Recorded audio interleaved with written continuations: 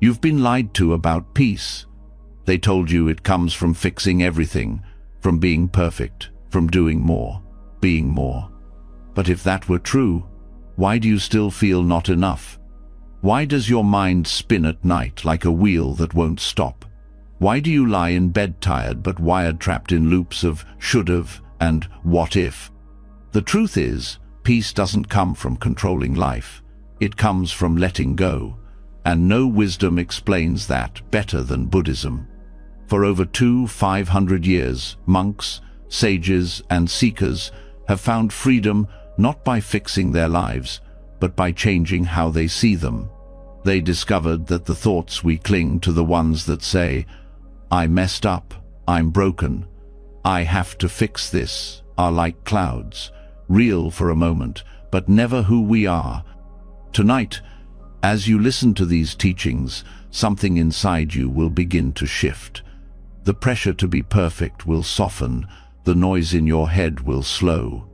And you'll feel, maybe for the first time in a long time, that it's okay to rest, even with loose ends, even with flaws, even without having it all figured out. This isn't just another sleep audio. This is Buddhist truth wrapped in warmth, spoken to your soul, so that by the time your eyes close, your heart opens. And when you wake up, you won't just feel rested, you'll feel free. Are you ready? Let's begin. You've been holding your breath, holding yourself to standards that no one told you were allowed to break. You've measured your worth by your success, your peace by your progress, and your rest by how well you did today. But what if everything you've been calling failure wasn't wrong, but sacred? What if every mistake you've tried to bury was actually a doorway to something deeper, something the world can't measure, but your soul quietly longs for? Let's go there now. Failure doesn't mean the end in Buddhism, it means the beginning of something honest. In the Bodhisattva path, a life committed to awakening not only for yourself but for all beings, failure isn't weakness. It's wisdom taking shape. You fall not because you are lost, but because you are learning how to walk with your eyes open. One of the most misunderstood things about Buddhism is the assumption that spiritual awakening means being flawless, calm at all times, always saying the right thing, always doing the right thing. But the Bodhisattva, one who vows to stay behind until all beings are free, not perfect. That's not the point. The Bodhisattva is compassionate. The Bodhisattva makes mistakes, but doesn't turn away from them. The Bodhisattva uses them. In Buddhist stories, even the greatest practitioners were not immune to failure. There's the tale of the monk who meditated in solitude for years and believed he had conquered anger. But when another monk accidentally kicked over his bowl, his rage erupted like a storm. He was humiliated. Not because he had failed to be peaceful, but because he had believed peace meant not feeling anything. That moment became his turning point. He realized peace wasn't about suppression, but honest awareness. His so-called failure showed him the path he couldn't see before. In Buddhism, this is not just acceptable, it is sacred.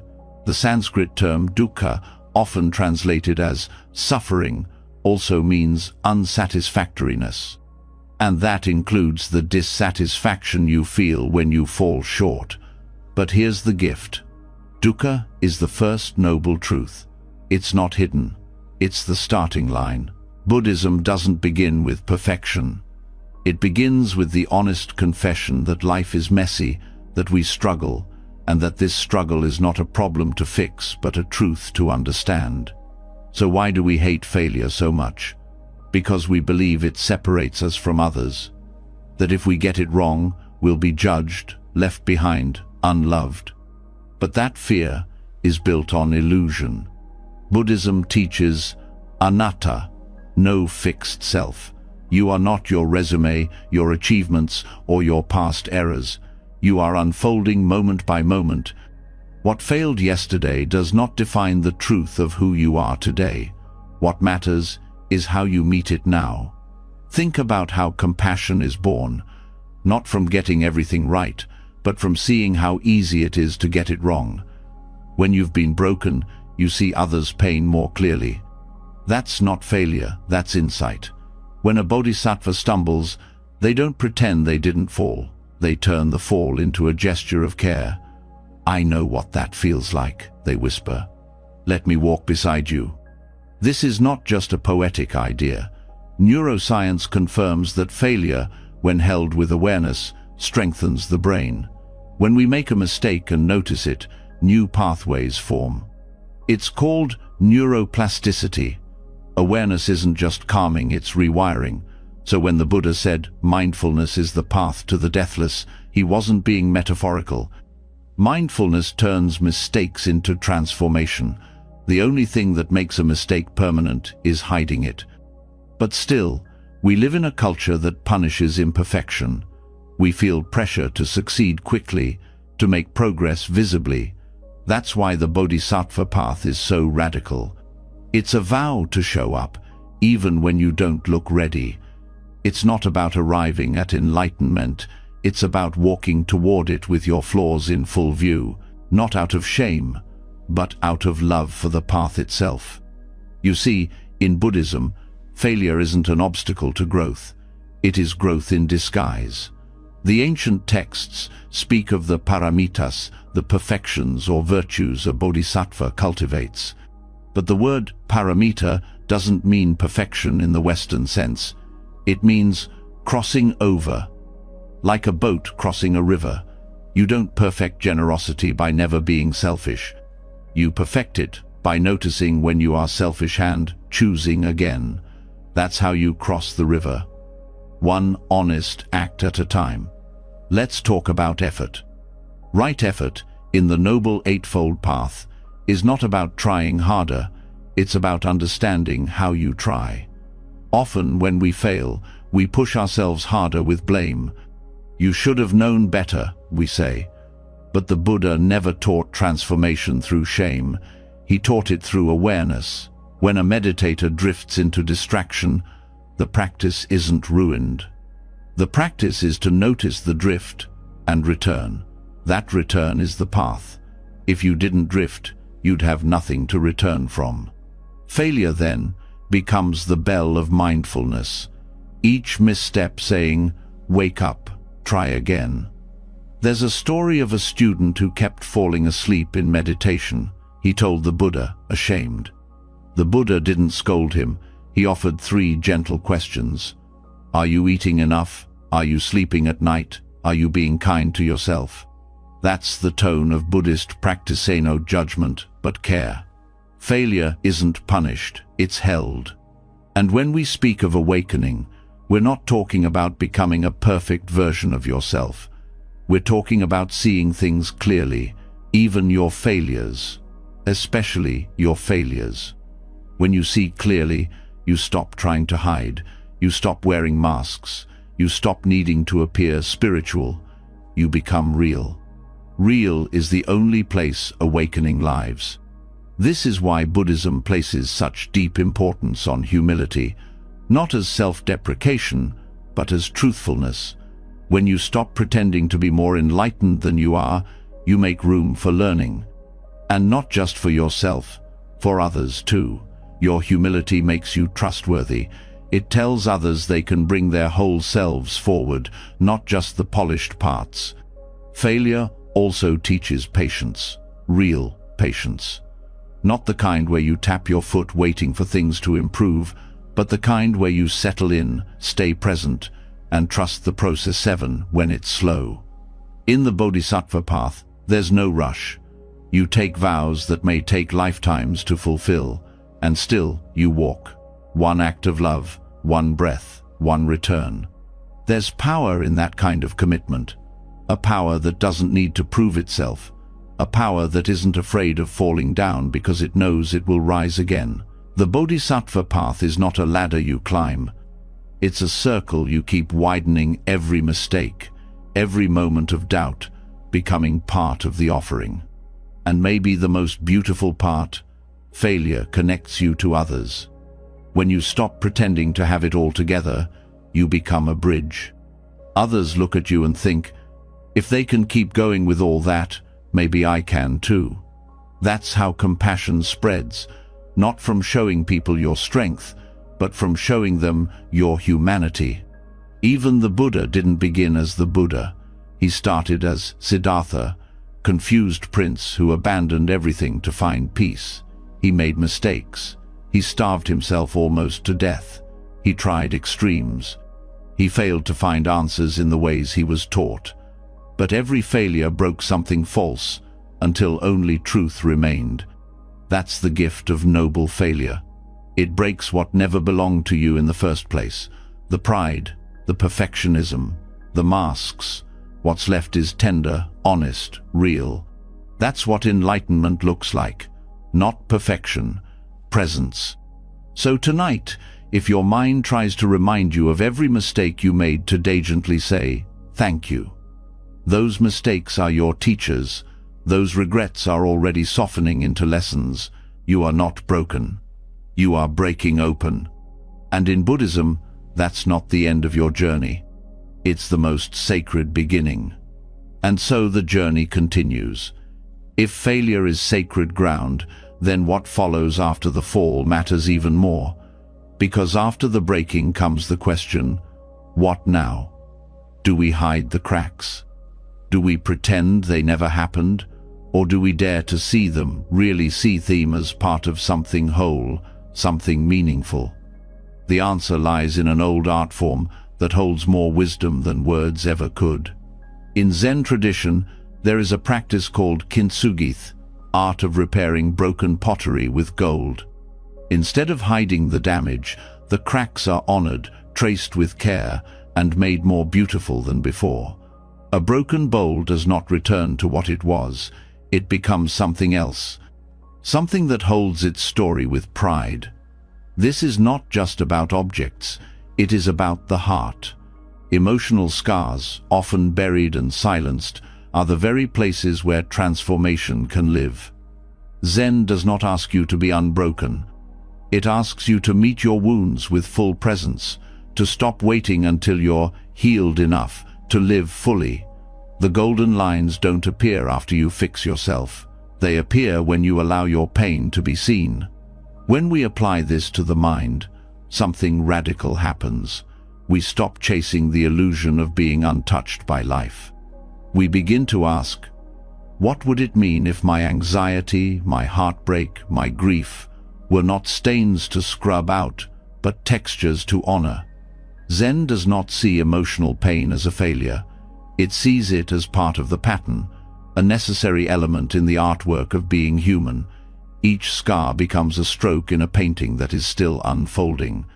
There is no pressure to rush, no need to erase. Just a call to pay attention, to respond with care. Pain becomes meaningful when it is witnessed without rejection. Kintsugi of the mind begins here, not in fixing but in staying. To stay with the ache without numbing it. To stay with the memory without rewriting it. To stay with yourself, even when it hurts. Especially when it hurts. That is the beginning of gold. In Zen, beauty is found in irregularity. The word wabi-sabi reflects this. It means appreciating the imperfect, the transient, the incomplete. This isn't just about aesthetics, it's about how we live. Most people have been taught to chase the flawless, a flawless body, a flawless past, flawless control. But this search exhausts the soul. Zen invites you to drop it, to let softness replace striving, to let your unevenness be part of your humanity. This is not passive resignation, it's deep seeing. It means when anger rises, you don't deny it, you bow to it, you learn from its fire. When sadness shows up, you don't drown in it, but you also don't shove it away. You sit beside it and listen. The cracks reveal what you care about. They speak of your depth. A person without scars is not whole, they are untested, unshaped. There's a teaching in Zen. Not knowing is most intimate. That means the mind that stops pretending it has all the answers is the one most connected to life. When you let go of the need to be perfect, your relationships change. You stop performing. You show up as you are. You stop demanding perfection from others too. You let people be messy. You let them be real. Suddenly, connection deepens, because it's no longer based on masks, it's based on truth. This kind of openness changes how you relate to your past. Instead of seeing old pain as something to delete, you see it as something that shaped your compassion. You see the years you struggled with self-doubt as the training ground for your ability to hold space for others. You no longer view your emotional landscape as a problem. You begin to walk through it like a garden that needs tending, not fixing. And in this garden, even the weeds have wisdom. Zen practice involves tending to what's here, not what you wish was here. When your thoughts spin out, when memories sting, when you feel like you're too much or not enough, the practice is not to silence them, but to greet them like old friends. Not because they're pleasant, but because they belong. The Japanese concept of mono no aware helps here. It is the bittersweet awareness of the impermanence of all things. When you feel broken, this truth offers comfort not because it denies your pain, but because it reminds you nothing stays fixed. Not your grief, not your guilt, not your loneliness. They pass. Slowly, sometimes quietly, but they pass. And in the passing, they make space. Space is one of the most sacred aspects of Zen. In art, it's called ma, the empty space between. In life, it's the pause before the next thought, the breath between sentences, the silence between tears. This space is not emptiness in the way we usually fear it. It's full of possibility. When you stop rushing to fill it, you realize it's where everything truly happens. Kintsugi doesn't rush the repair, neither should you. Healing that lasts is slow, honest, and humble. It respects the timeline of the body, the nervous system, the soul. You can't think your way into peace. You can only offer yourself patience, and trust that in doing so, something inside begins to settle, not because it was fixed, but because it was finally seen. What would it be like to stop saying, "I should be over this by now," and instead say, "This still matters to me. Let me treat it with care." That's gold. That's kintsugi. To bring light not by erasing the shadow, but by touching it with warmth. Zen art often celebrates asymmetry. In fact, many Zen gardens are intentionally unbalanced, because imbalance reflects real life. What if your lack of balance isn't a flaw, but a sign that you're paying attention to something that matters? What if the things that knock you off center are not interruptions to your growth, but invitations to grow differently?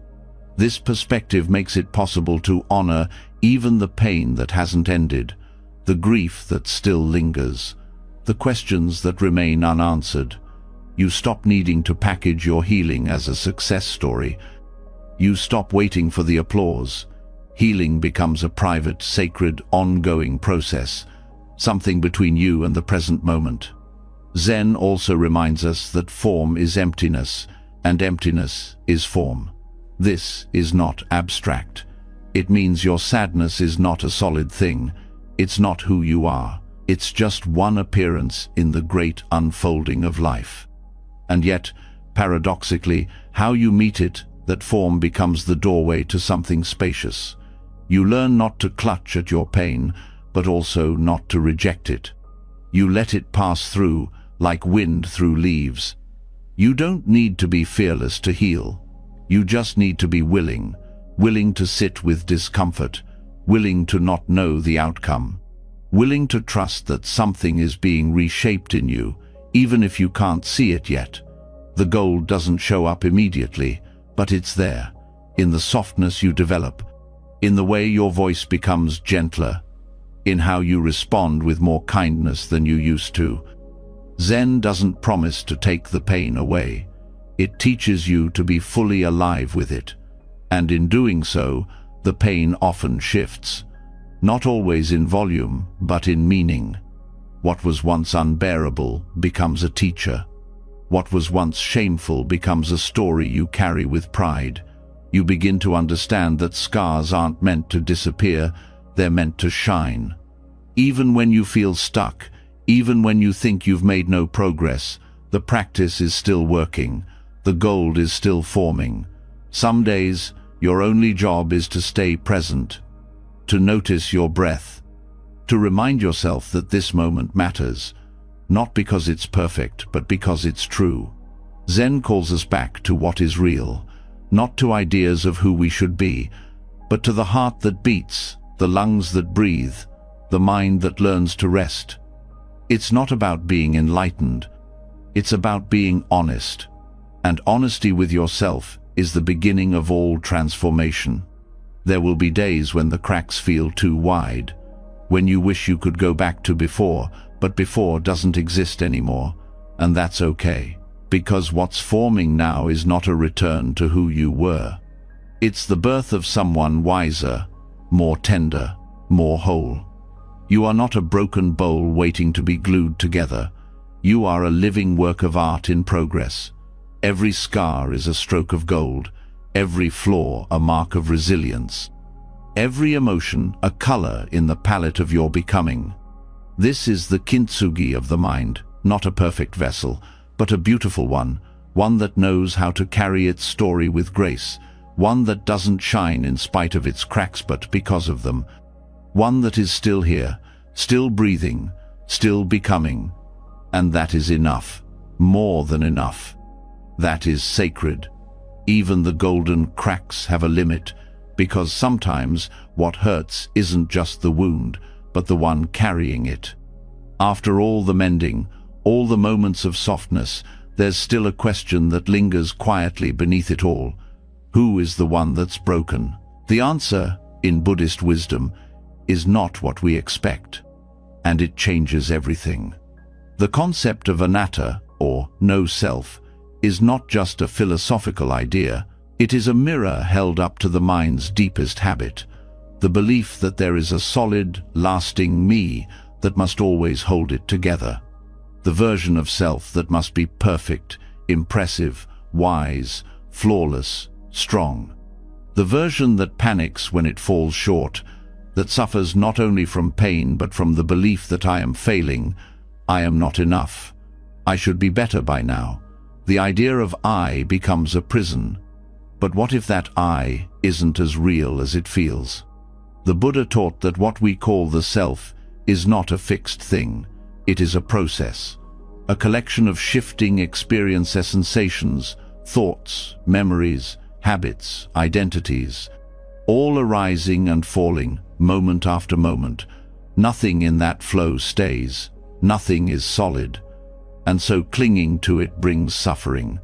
Not because we're doing something wrong, but because we're holding tightly to something that won't hold still. This is not about erasing yourself, it's about loosening the grip. When you stop trying to protect an image of who you think you should be, a strange kind of peace begins to grow. You stop needing to control every feeling, you stop needing to explain every flaw.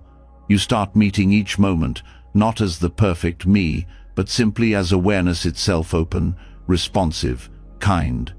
That's where self-compassion becomes more than a practice. It becomes a return to reality. Because once you stop identifying so tightly with every thought or emotion, you realize none of them are proof of your worth. A self-critical voice might say, "You're not doing enough," but without a solid self to attack, that voice loses its power.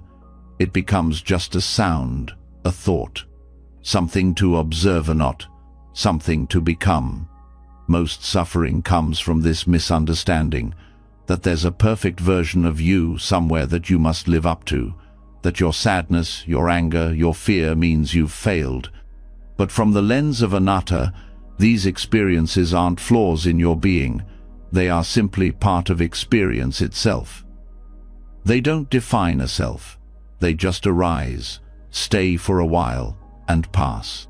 This opens a radical space for compassion, not just for the soft, peaceful parts of yourself, but for the messy, reactive, insecure ones too. Because if there is no fixed self, there is no part of you that needs to be banished. Even your worst moments don't need to be fought. They need to be understood, met with honesty, held with care. In this way, self-compassion becomes more than soothing words. It becomes the art of not clinging to identity at all. It's not about telling yourself, "I am good," when you feel bad. It's about seeing clearly. There is a feeling here, and it's not who I am. There is a thought here, and it's not a command. There is a memory here, but it's not a cage. This clarity is liberating. Suddenly, failure doesn't mean you are a failure. Pain doesn't mean you are broken. Thoughts don't define reality. And slowly, the space between stimulus and reaction grows. You don't have to take every emotional wave personally. You start noticing how they move, how they crest and fall, like weather patterns passing through the sky. This sky-like quality of awareness is central to Buddhist insight. The sky holds all weather without clinging to any of it. Your awareness holds all experiences, joy, fear, shame, delight, but it is not reduced to any of them. You are not the storm. You are the space that allows it to pass. And yet, we've been conditioned to live as if the storm is who we are. Every time we feel overwhelmed, we think, "I can't handle this." But who is the I that can't? Is it the body, the story, the mood? Buddhism encourages us to look deeply, not to dismiss the pain, but to notice how we wrap identity around it. That wrapping is what makes pain personal. That's what makes it heavier. Through anatta, you learn to see the pain without adding the extra burden of identity. You can grieve without becoming the one who is always grieving. You can be angry without becoming a bad person. You can feel fear without believing you are weak. Experience remains, but the chain of self-blame begins to fall away. This is why letting go of the perfect me is not a loss, it's a return. A return to being human without needing to be special. A return to being alive without needing to be impressive. It's not about becoming nothing. It's about becoming free. In daily life, this looks like a softening of the pressure to perform. You stop needing to be the smartest person in the room. You stop needing to appear calm when you're not. You stop measuring your growth in neat lines. You let yourself be real.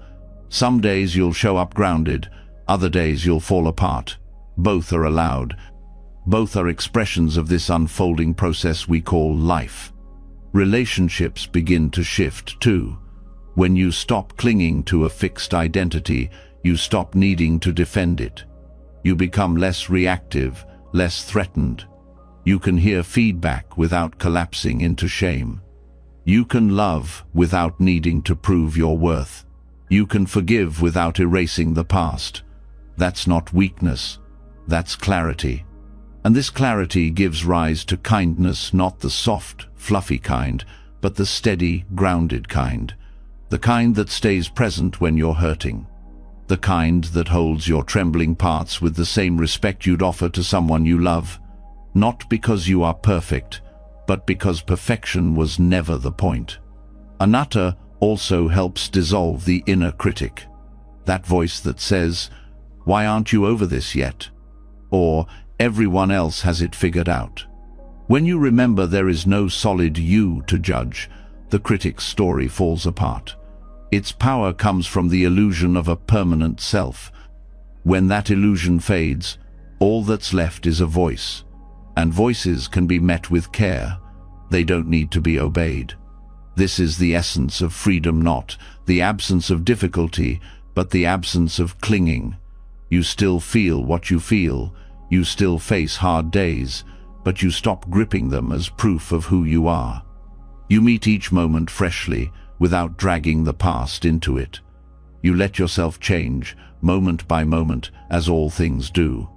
And in that change, there is room for growth that doesn't rely on pressure. You begin to rest more deeply, not because you earned it, but because you no longer need to prove yourself worthy of it. You start doing things not to become someone better, but to care for what's here. Meditation becomes less about improvement and more about presence. Compassion becomes less about performance and more about connection. Even your spiritual path transforms. You stop trying to reach some ideal version of awakening. You let awakening happen in the quiet moments of letting go, of being enough as you are, of showing up with humility again and again, without the burden of being impressive, without the image of the awakened one to live up to. And this touches everything: your sleep, your breath, your thoughts, your fears. You start to see how often the desire for a perfect self slips into everything, how it shapes your goals, your regrets, even your dreams. And once you see it, you can choose differently. You can let your thoughts be thoughts, not proof. You can let your emotions be waves, not walls. You can let your past be part of your story, not your sentence. You can walk through life not as someone trying to maintain an identity, but as someone alive to each moment's truth. This is what anatta offers. Not emptiness in the way we fear, but space. Spaciousness to move, to breathe, to change. Space to forgive yourself for being human. Space to live without always editing yourself. Space to rest without permission. Space to begin again without needing to erase what came before. Because when you stop clinging to who you think you should be, something else begins to shine through. Not a better version of you, just presence, just awareness, just the simple, quiet dignity of being here. And that's enough. It always was. When you've let go of who you thought you had to be, something inside softens. But life doesn't always follow that softness. It moves quickly. It surprises. It aches. One moment you're calm, the next you're spinning. Even after the identity fades, even after self-compassion settles in, storms still come. And when they do, the question is not how to escape, but how to stay upright within them. This is where equanimity begins, not as detachment, not as cold distance, but as the deepest kind of balance. In Buddhist teachings, this balance is known as upekkha mind, that remains steady in the middle of the shifting world. Not because it shuts out pain or blocks emotion, but because it sees clearly without being pulled apart by what it sees. It allows joy without gripping it, pain without drowning in it. It allows reality to be what it is, without needing to twist it into comfort. Most people misunderstand this kind of balance. They think it means not feeling, but upekkha is not numbness. It is the exact opposite. It is full presence without collapse. It's what happens when you can touch grief and not be taken under by it. When you can face your body's breaking points and still return to breath. When you can sit with fear and not flinch away from it or call it wrong. It's emotional clarity, born not from control, but from wisdom. That wisdom comes from seeing the truth of change, that no feeling stays. That every wave, no matter how strong, eventually meets the shore. Upekkha arises when you stop clinging to how things were or how they should be, and start staying with how they are. And this becomes especially powerful when you feel broken physically, emotionally, spiritually, because brokenness tempts you to give up. It whispers that the balance is gone for good. But upekkha teaches you how to stay even then, especially then. The core of this staying is not found in effort, but in understanding. You begin to notice that reactions come and go, that even overwhelm has a rhythm, that your mind, left untangled, knows how to return to center. The practice is not about suppressing the storm. It's about not believing you are the storm. You are the one watching it pass. That shift from identification to observationis, not just mental, it changes your nervous system. When you meet pain without tightening, when you meet chaos without rejecting it, your body learns safety again. You don't need to fix the chaos to find peace. You need to relate to it differently. That difference is what breaks the cycle of reactivity. Upekkha also brings freedom from emotional perfectionism. It gives you permission to feel what you feel without being owned by it. Some days, you'll feel balanced. Other days, your voice might tremble, your thoughts might race. Equanimity doesn't judge that. It simply says, stay present, stay open, let the waves come, let them pass. This open quality makes space for others, too. When you meet your own chaos with steadiness, you stop demanding others be calm for your comfort. You begin to hold space for their storms without trying to fix them. You offer quiet presence instead of pressure. This changes relationships. It creates trust. Because people sense when you're not afraid of their pain. They feel safer being real around you. And in moments of physical struggle, when the body aches, when illness comes, when energy disappears, Upekkha becomes a companion. It doesn't pretend that pain is easy, but it reminds you that even discomfort can be met with grace. That the body may be limited, but the heart can remain open. That you don't need to be strong to be steady, you only need to stop fighting the tide. Equanimity teaches patience, the waiting kind, but the resting kind. The kind that stops pushing against life and starts moving with it. You don't have to fix everything to find your ground. You only have to stop abandoning yourself in the process. Upekkha keeps you rooted there. That rooting is not rigid, it's flexible, like a tree in the wind. Strong, but yielding. Grounded, but not stiff. When thoughts pull you in every direction, when emotions rise like fire, Upekkha doesn't try to extinguish them. It watches, it breathes, it remembers. This too is part of the practice. And this remembering shifts your focus. Instead of asking, how do I make this stop? You begin asking, how can I stay with this more kindly? That single question can change your entire experience. It brings compassion into the center of your struggle. It removes blame. It dissolves shame. And it makes space for peace, even when peace seems far away. That space is what makes Upekkha different from detachment. It doesn't cut you off. It connects you deeper. But it changes how you connect. You are no longer pulled around by every wave of emotion. You are no longer desperate for control. You let things be what they are, and in doing so, you become available to what's real. In moments of loss, this availability matters. When grief rips through your chest, when plans fall apart, when someone you love leaves, you don't need empty comfort. You need grounding, a place to land. Upekkha becomes that landing. It whispers, you don't have to run. It holds space for heartbreak without panic, and over time, the heart begins to trust that it can survive what it once thought it couldn't. This kind of balance is not a final state. It's a practice, a path, something you return to again and again, every time the world shakes you.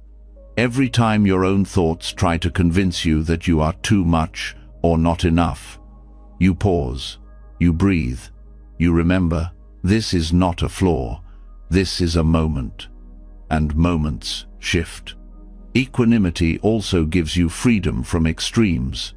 You no longer swing wildly between hope and despair, success and failure, praise and blame. You stop chasing the high and fearing the low. You start noticing what's beneath both. That stillness, that awareness, that quiet knowing that doesn't change with the weather. This stability is not born from ignoring pain. It's born from knowing that pain is not the whole story, that there is more to you than this moment, that what feels unbearable now may become the soil of something wiser later, and that you don't need to see the outcome to stay present for the unfolding. And when you feel like giving up, equanimity doesn't shame you. It simply stays. That's what makes it so powerful. It's not the loud force that pulls you back up. It's the silent strength that says, I'm here, no matter what. I don't need you to be better. I just need you to stay. That staying is sacred. In a world obsessed with fixing, with progress, with outcomes, choosing to remain present with imperfection is revolutionary. To not escape your discomfort, but breathe with it. To not chase relief, but make space for what's true. That's the kind of strength that changes you. It doesn't look like much from the outside. A slow breath, a relaxed jaw, a choice to respond instead of react. But inside, it is everything. It is the shift from war to peace, from struggle to space, from fear to knowing that you can survive even this. Upekkha doesn't make your life neat. It makes your mind steady, so that no matter how messy things get, you remain here, awake, present, grounded, not because it's easy, but because it's true. Because even in chaos, there is something in you that knows how to return. And that knowing is not far away. It's here now, beneath the noise, beneath the story, beneath the broken pieces, waiting for you to remember.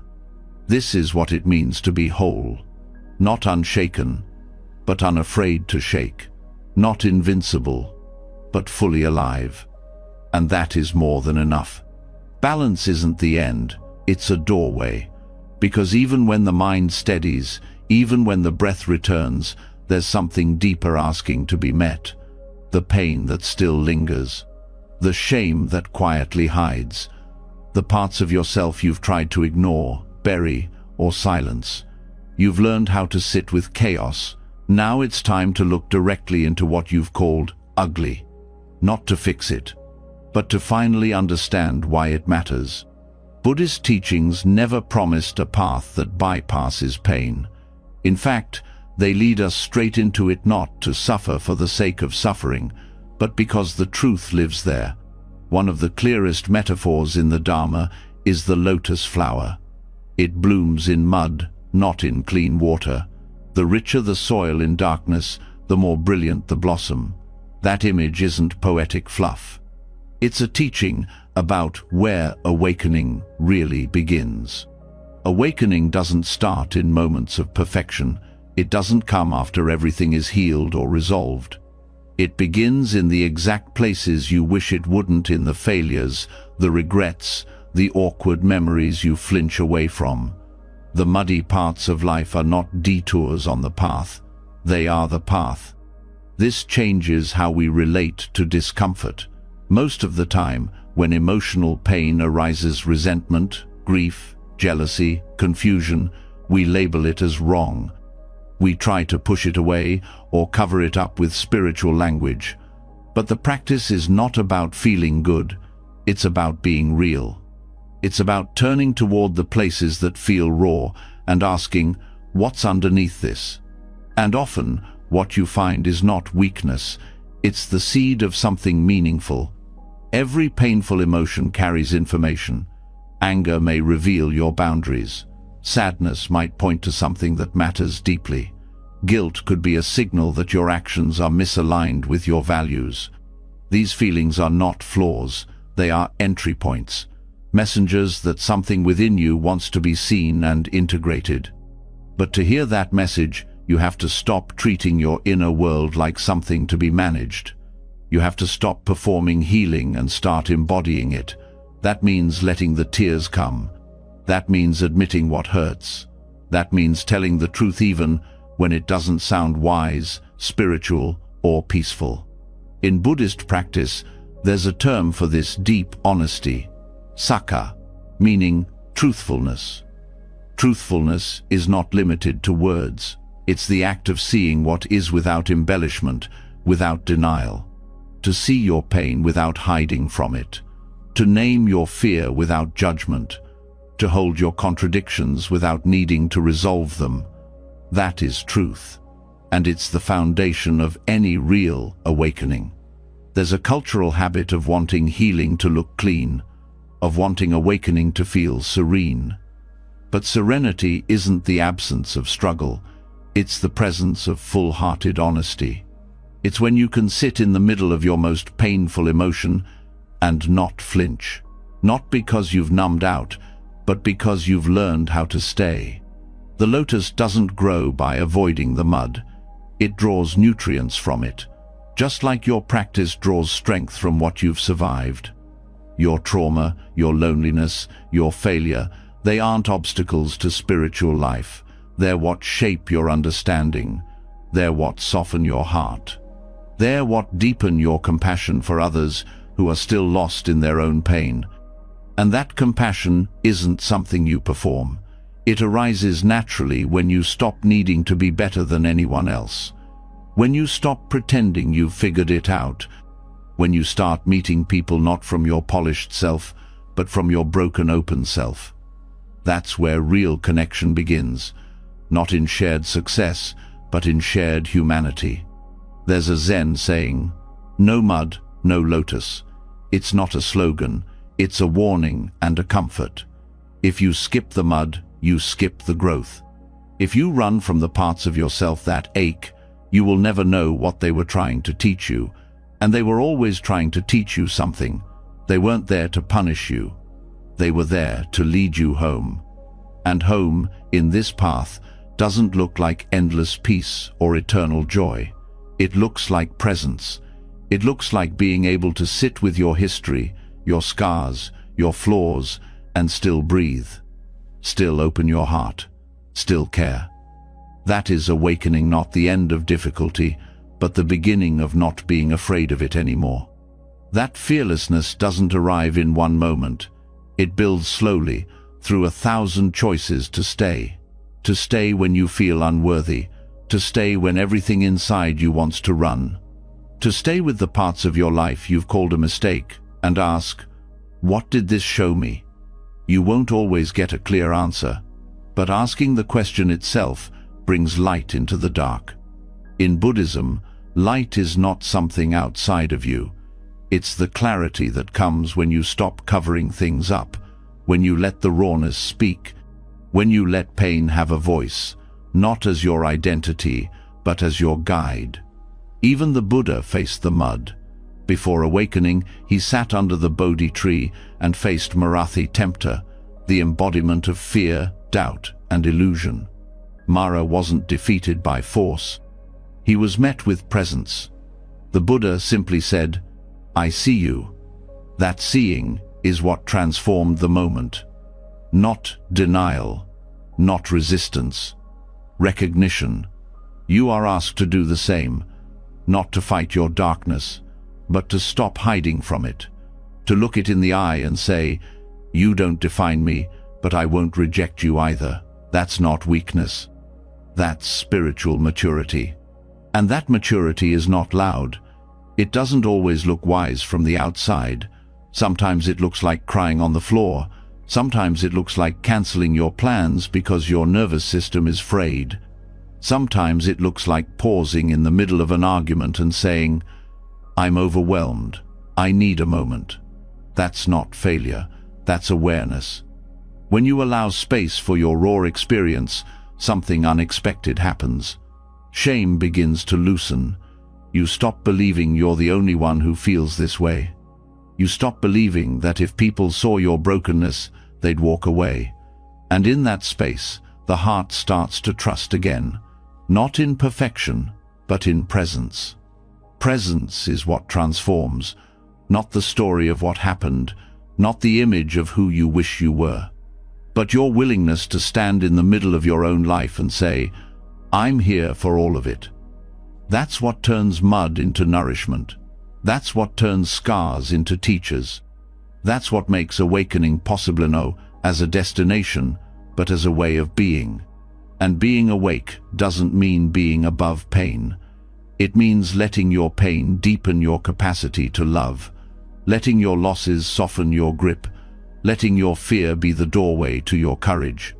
Awakening grows roots in the ground you thought was too messy, too broken, too dark. And when you start to see yourself this way, you begin to see others differently too. You stop expecting them to have it together. You start welcoming their flaws, their cracks, their contradictions. You don't need them to be perfect. You just want them to be real. because now you know that's where the light lives. So don't wait until you're healed to live. Don't wait until you feel whole to begin. The path doesn't start at the mountaintop. It starts in the mud, in the confusion, in the parts of yourself you've tried to hide. The path asks only this: come as you are. Let the mud be your ground. Let your heartbreak be your teacher. Let your pain soften you, not shatter you. Because in this practice, the very things you thought disqualified you, they're the things that carry you forward. No mud, no lotus, no struggle, no depth, no darkness, no light. And still you bloom, not in spite of the mud. Because of it. Even the lotus has roots tangled in what is messy, uneven, and unseen, just like the path itself, just like those we learn from. Because no matter how deep your intention to grow, sooner or later you will look up to someone with more experience, more knowledge, or more presence. And then, one day, you'll see a flaw, a contradiction, a shadow, something they did or didn't do that shakes your trust.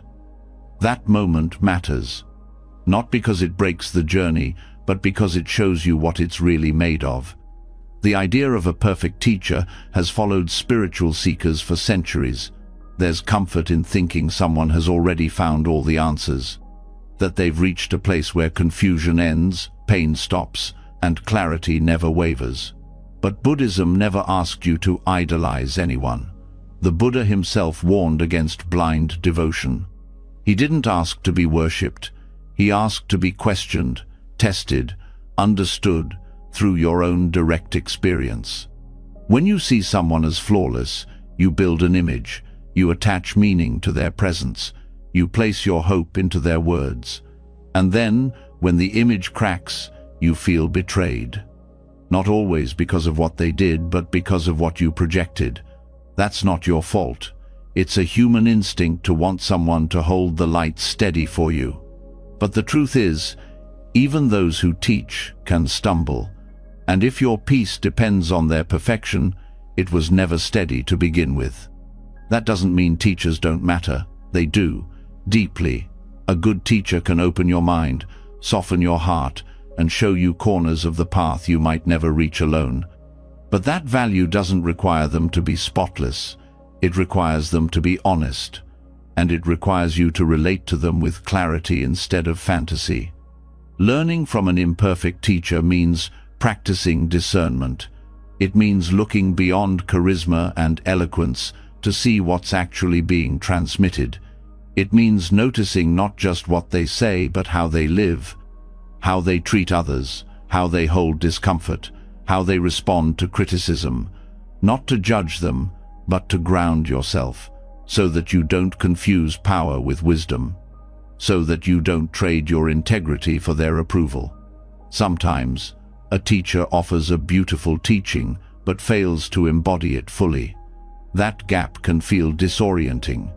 You hear truth in their words, but see contradiction in their behavior. In that space, cynicism often grows. You might feel disappointed, even betrayed. But before you abandon the path entirely, pause. Ask what the teaching gave you, separate from who delivered it. Wisdom is still wisdom even if spoken by someone who hasn't mastered it yet. This is where maturity in practice begins to grow. When you can receive value from someone without needing to idealize them. When you can appreciate what was offered without excusing harm. When you can stay grounded in your own values, even when others waver in theirs. Buddhist tradition includes many stories of flawed masters, teachers with tempers, blind spots, pride. But instead of erasing those stories, the tradition often keeps them visible, because they teach something essential. The path is not about becoming perfect. It's about waking up to what is real. Sometimes, what is real includes contradiction. Sometimes, it includes repair. That repair is part of your practice too. If a teacher disappoints you, notice what it stirs in you. Do you feel shame for having trusted them? Anger at yourself? confusion about what's true. Don't rush to escape those feelings. Stay with them. They are part of the learning. They reveal what you placed on the teacher and what you might still be avoiding in yourself. Projection is powerful. We often assign to spiritual leaders qualities we feel disconnected from. If they seem peaceful, we assume they never feel rage. If they speak clearly, we assume they never doubt. But these are illusions. No one escapes being human, not even those who have meditated for decades or worn robes their entire lives. What matters is not that they never fall, but how they show up after they do. In your own practice, you'll stumble too. You'll say things you regret. You'll make choices from fear. You'll act in ways that contradict what you believe. If you expect teachers to rise above all of that, you might start believing you're unfit for the path when you make your own mistakes. But that's not true. Awakening doesn't mean never falling. It means seeing clearly when you don't, returning with honesty.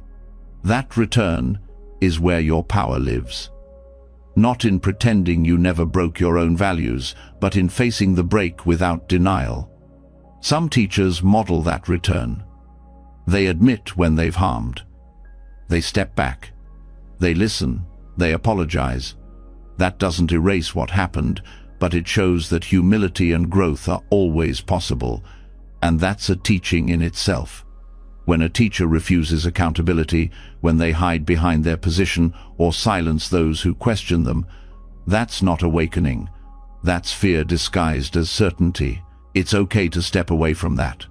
It's okay to question the lineage, the system, or the structure that allowed harm. Buddhism invites inquiry. It doesn't demand silence. But don't let disappointment become your identity. Don't let betrayal become your compass. Hold your experience fully, then decide what you want to carry forward, what you keep, what you release. Let your relationship to teachers evolve as your understanding deepens. Some will guide you for a season.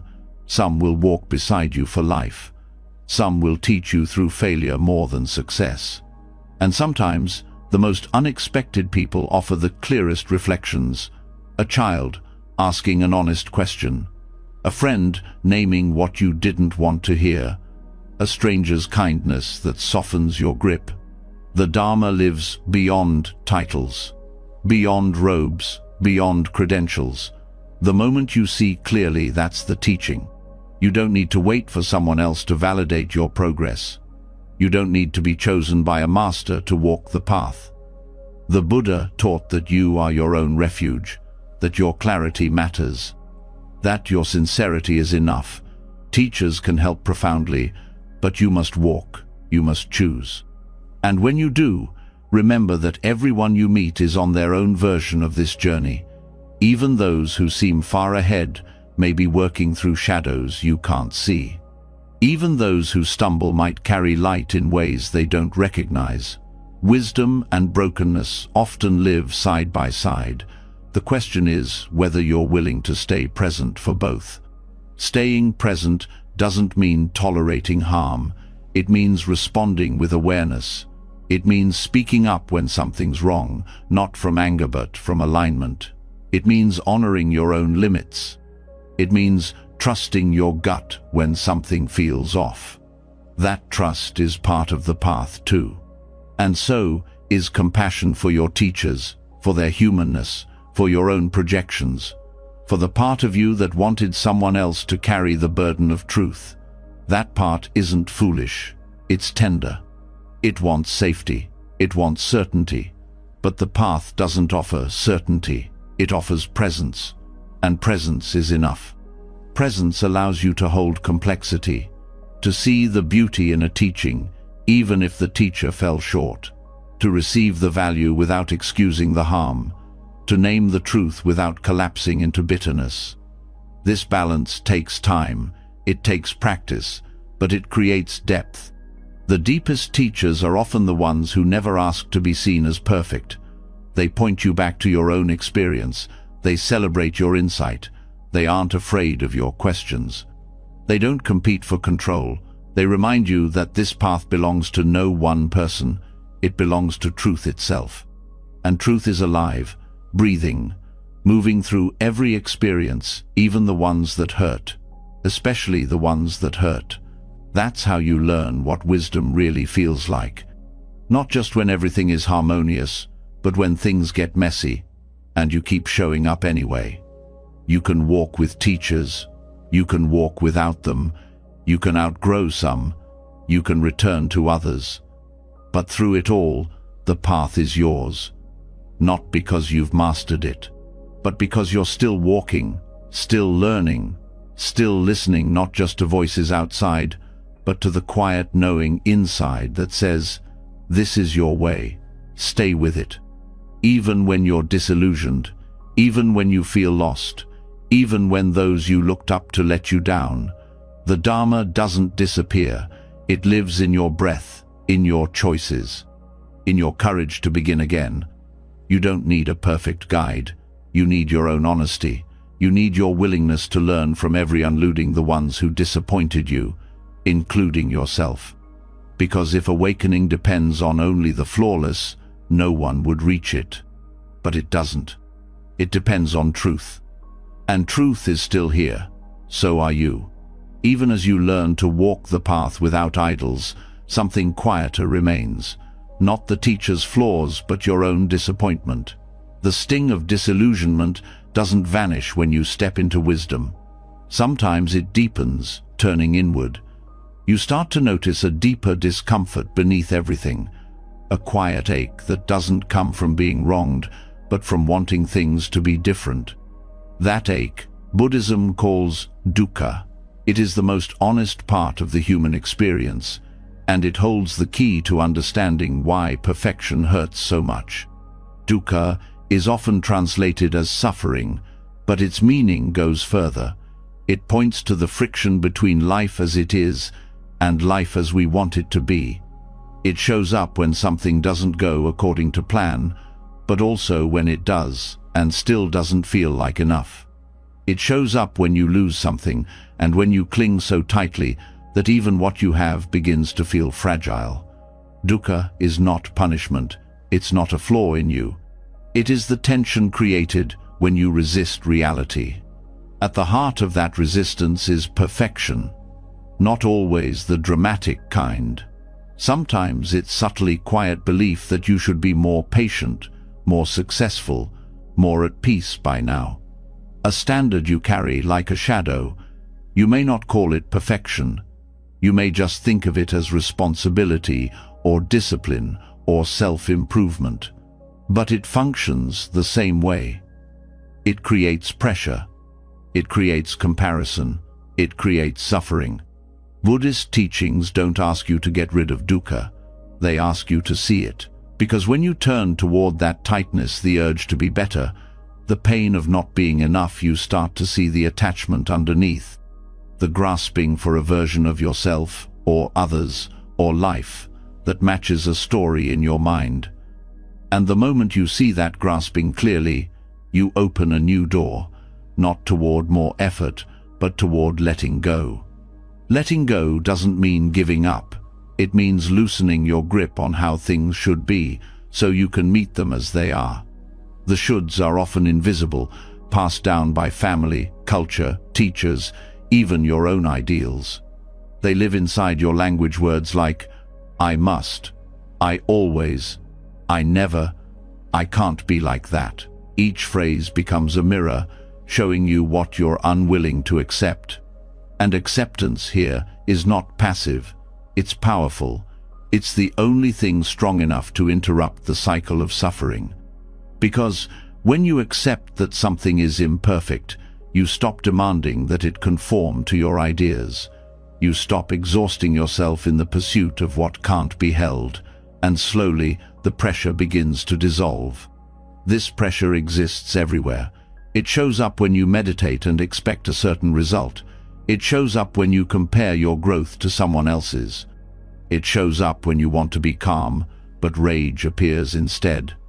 And every time it does, it tells you a lie that there's something wrong with your experience, something to correct, something to fix before you can rest. But Buddhism turns that upside down. It teaches that dukkha is not an interruption to your peace. It is the signal that you are clinging to an ideal that isn't real. In that way, suffering becomes a teacher, a mirror. It shows you what you believe about worth, control, and identity, not as judgment, but as invitation. The invitation is to pause and look honestly. Where are you still trying to be perfect? Where are you still measuring yourself against a standard that isn't kind? Where are you waiting for conditions to be right before you let yourself feel peace? Sometimes the belief in perfection is so deep, you don't notice it until it breaks. You have a plan, a role, a goal, and it collapses. You're left with nothing to hold on to, and you feel exposed. But that exposure is sacred. It reveals the quiet demand you placed on yourself to be invulnerable, to never need help, to always rise without stumbling, and it gives you the chance to finally release it. Because perfection isn't real, and neither is the safety it promises. No amount of achievement can protect you from pain.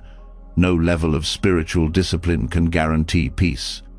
What brings peace is intimacy with reality, with your body, with your limits, with your emotions, with your failures. All of it. This intimacy starts when you stop trying to solve dukkha and start learning from it.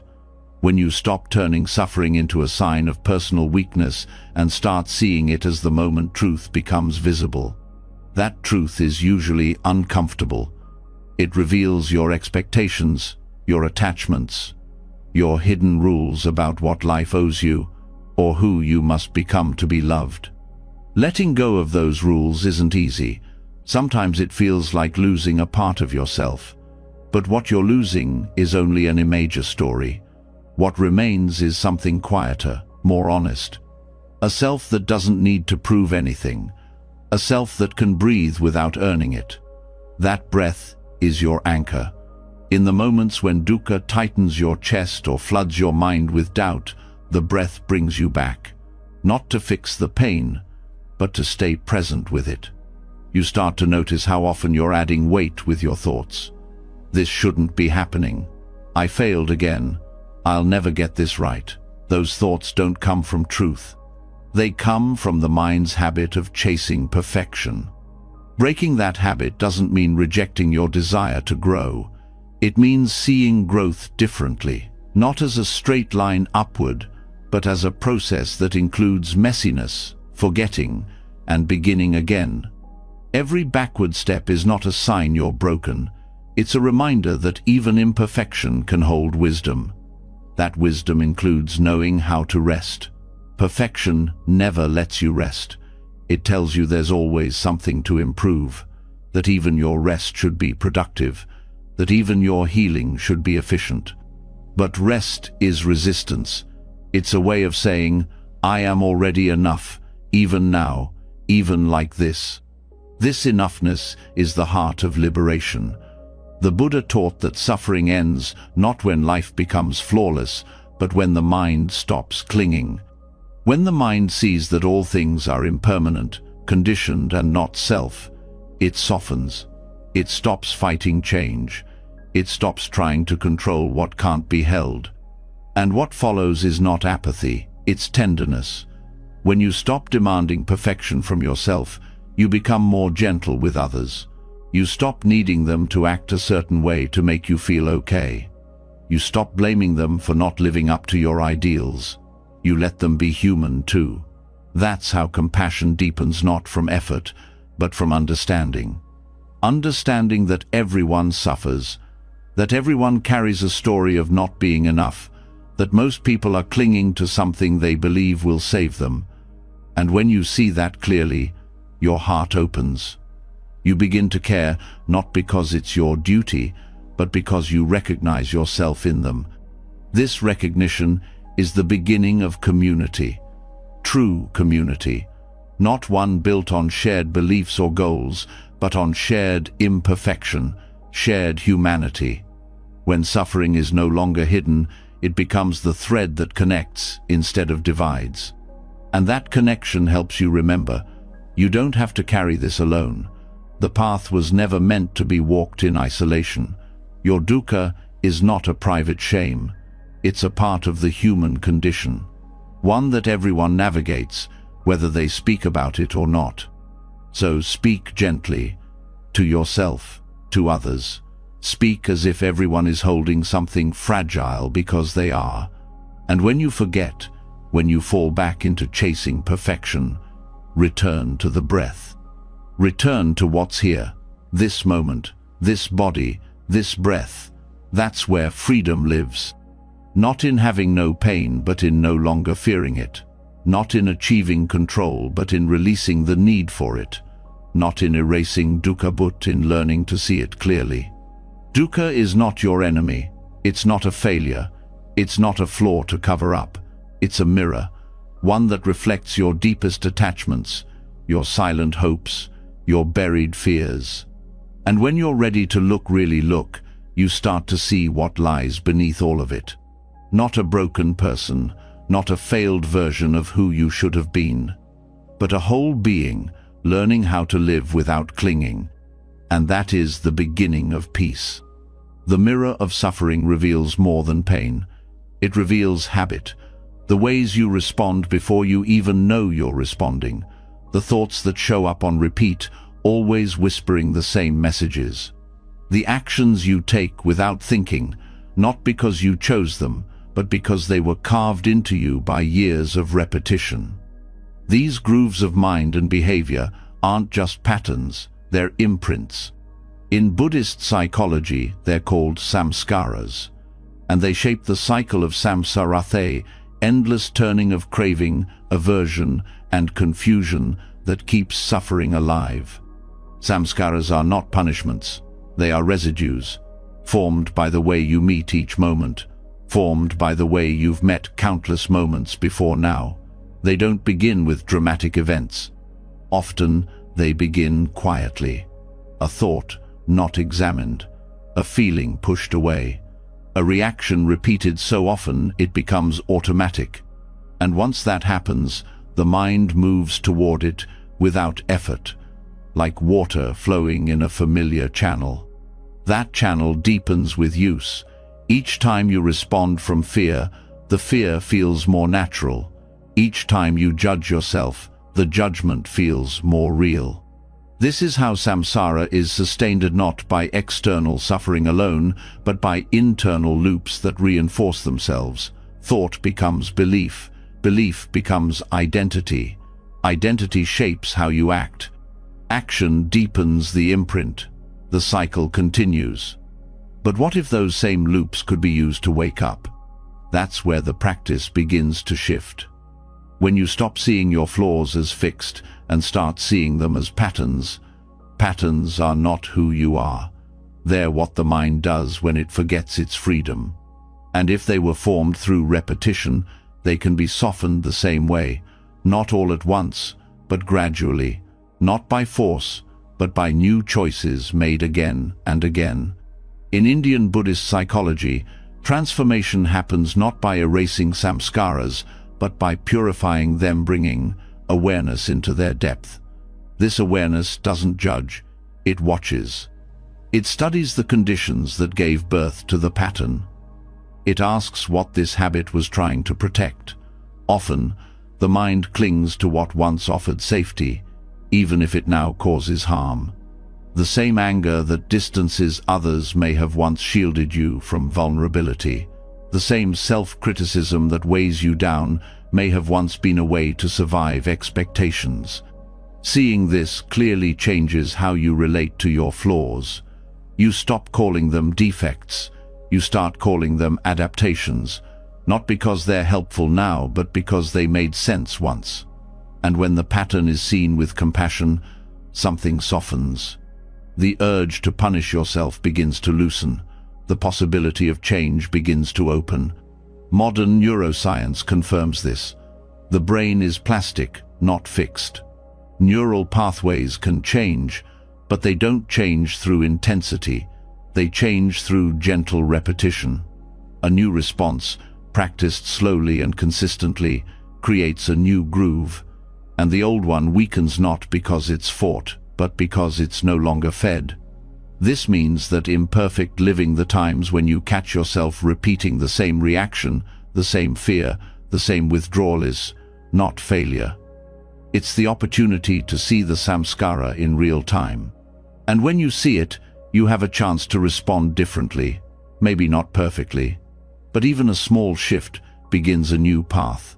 These small shifts matter more than you think. They don't feel profound in the moment. A breath before reacting, a pause before speaking, a moment of kindness toward yourself after falling into the same habit again. These choices feel insignificant compared to the weight of the past. But over time, they reshape the internal world. They teach the nervous system that safety doesn't always require defense, that love doesn't always require perfection. And in that teaching, samsara begins to crack, not with force, but with awareness, not with a single insight, but with many quiet recognitions. This is the truth that ancient Buddhist psychology shares with modern science, that healing is cumulative, that transformation comes not from pushing harder, but from staying with what is, over and over again. Imperfect living becomes the ground for this kind of change, because when you try to control every experience, you stay trapped in the old grooves.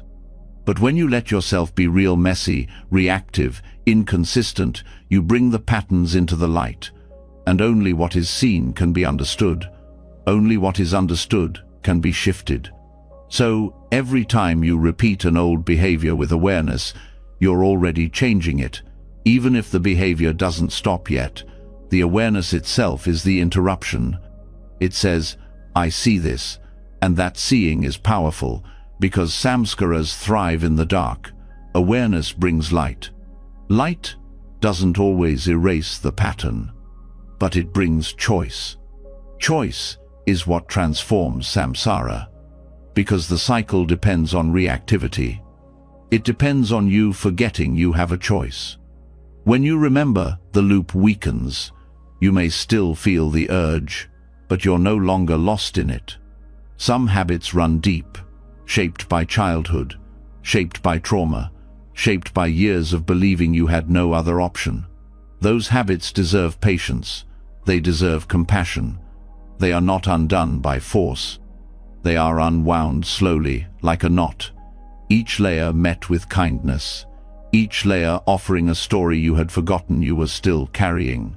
That story matters, not so you can hold on to it, but so you can see how it shaped you, so you can thank what once protected you and let it rest, so you can make space for a new way of being, one that doesn't require the same defenses, one that lets you act from presence instead of memory.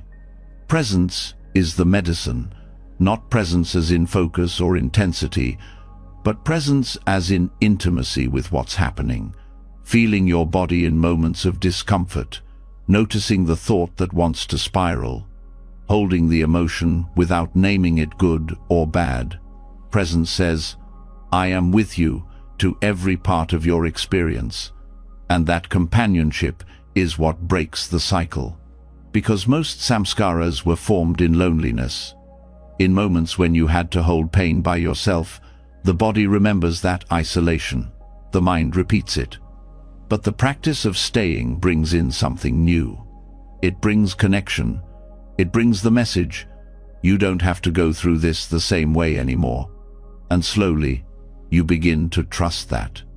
You begin to act differently, not because the old pattern is gone, but because you're no longer afraid of it.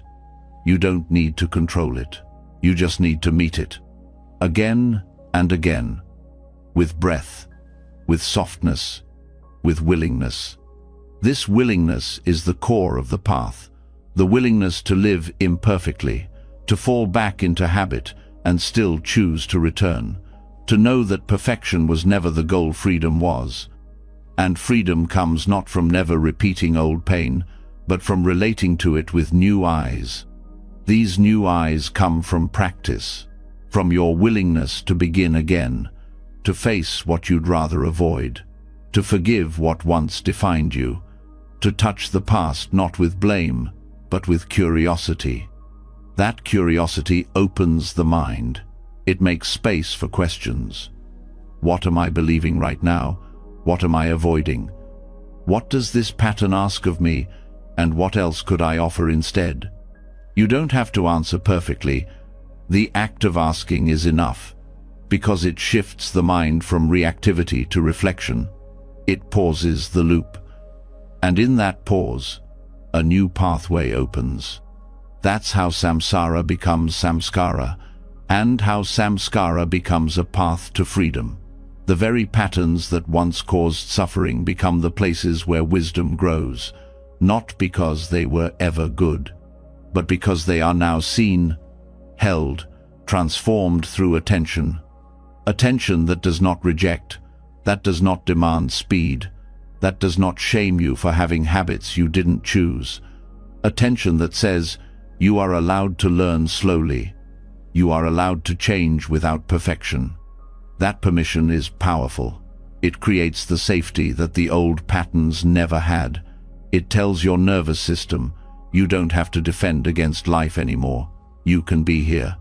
You can trust what's unfolding, even when it's uncertain, even when the old pull still tugs at you. You will forget. You will repeat. You will fall into the same story, sometimes many times. But now you know how to return. And that return is the real practice. It is the path through samsara. It is the transformation of samskara. It is not a quick fix. It is a slow remembering. And every time you remember, the mind changes, the pattern softens, the loop weakens. You reclaim your agency, not by becoming perfect, but by being awake within the imperfection. That is how change happens. That is how freedom begins. Even the deepest patterns can shift when they're met with presence. You begin to see that what once felt permanent is only the echo of something that didn't know it was allowed to change. But there's another layer waiting, one that lives outside your personal history, beyond the self, beyond the mind. It's not about habits. It's about how the world sees you and how you see others. The places society has trained you to look away from, the people it told you don't matter, the parts of life called useless, impure, or broken. The Buddha never looked away. In fact, he walked straight toward what others rejected. In early Buddhist texts, the Buddha did not surround himself only with the learned or the powerful. He didn't seek the company of kings or scholars to validate his wisdom. He sought truth wherever it revealed itself, and often it revealed itself in the people the world called untouchable. Beggars, thieves, outcasts, those with visible illness or hidden shame. He saw them not as a burden to be avoided, but as beings worthy of presence, worthy of teaching, worthy of liberation. The story of Sunita, a low-caste street sweeper, offers one of the clearest examples. In his culture, Sunita was considered impure simply by birth. He lived on the edge of society, unseen and avoided. Yet when the Buddha saw him, he didn't step aside. He didn't offer pity. He offered ordination. He offered the robe. And Sunita became a monk, respected, practiced, and fully awakened. The transformation wasn't just his, it was a radical statement. Holiness is not confined to status. It does not follow hierarchy. It rises from truth. This truth challenges the core of how worth is usually measured. The world is quick to label people based on appearance, income, or usefulness. It praises those who produce, who conform, who shine. But sacredness, in the Buddhist sense, is not something earned. It is recognized. It is already present in every being, even when covered by dirt, disease, or despair. That recognition is a practice.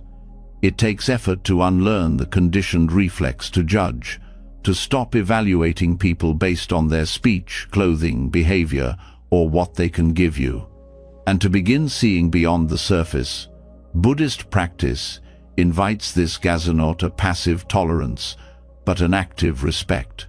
an honoring of the sacred in every life, no matter how broken it appears to be.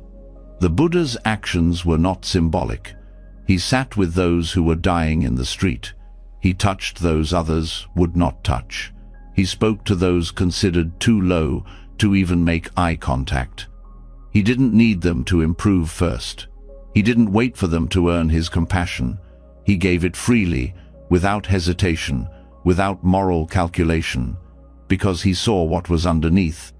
What he saw was Buddha nature, the innate capacity for awakening present in all beings.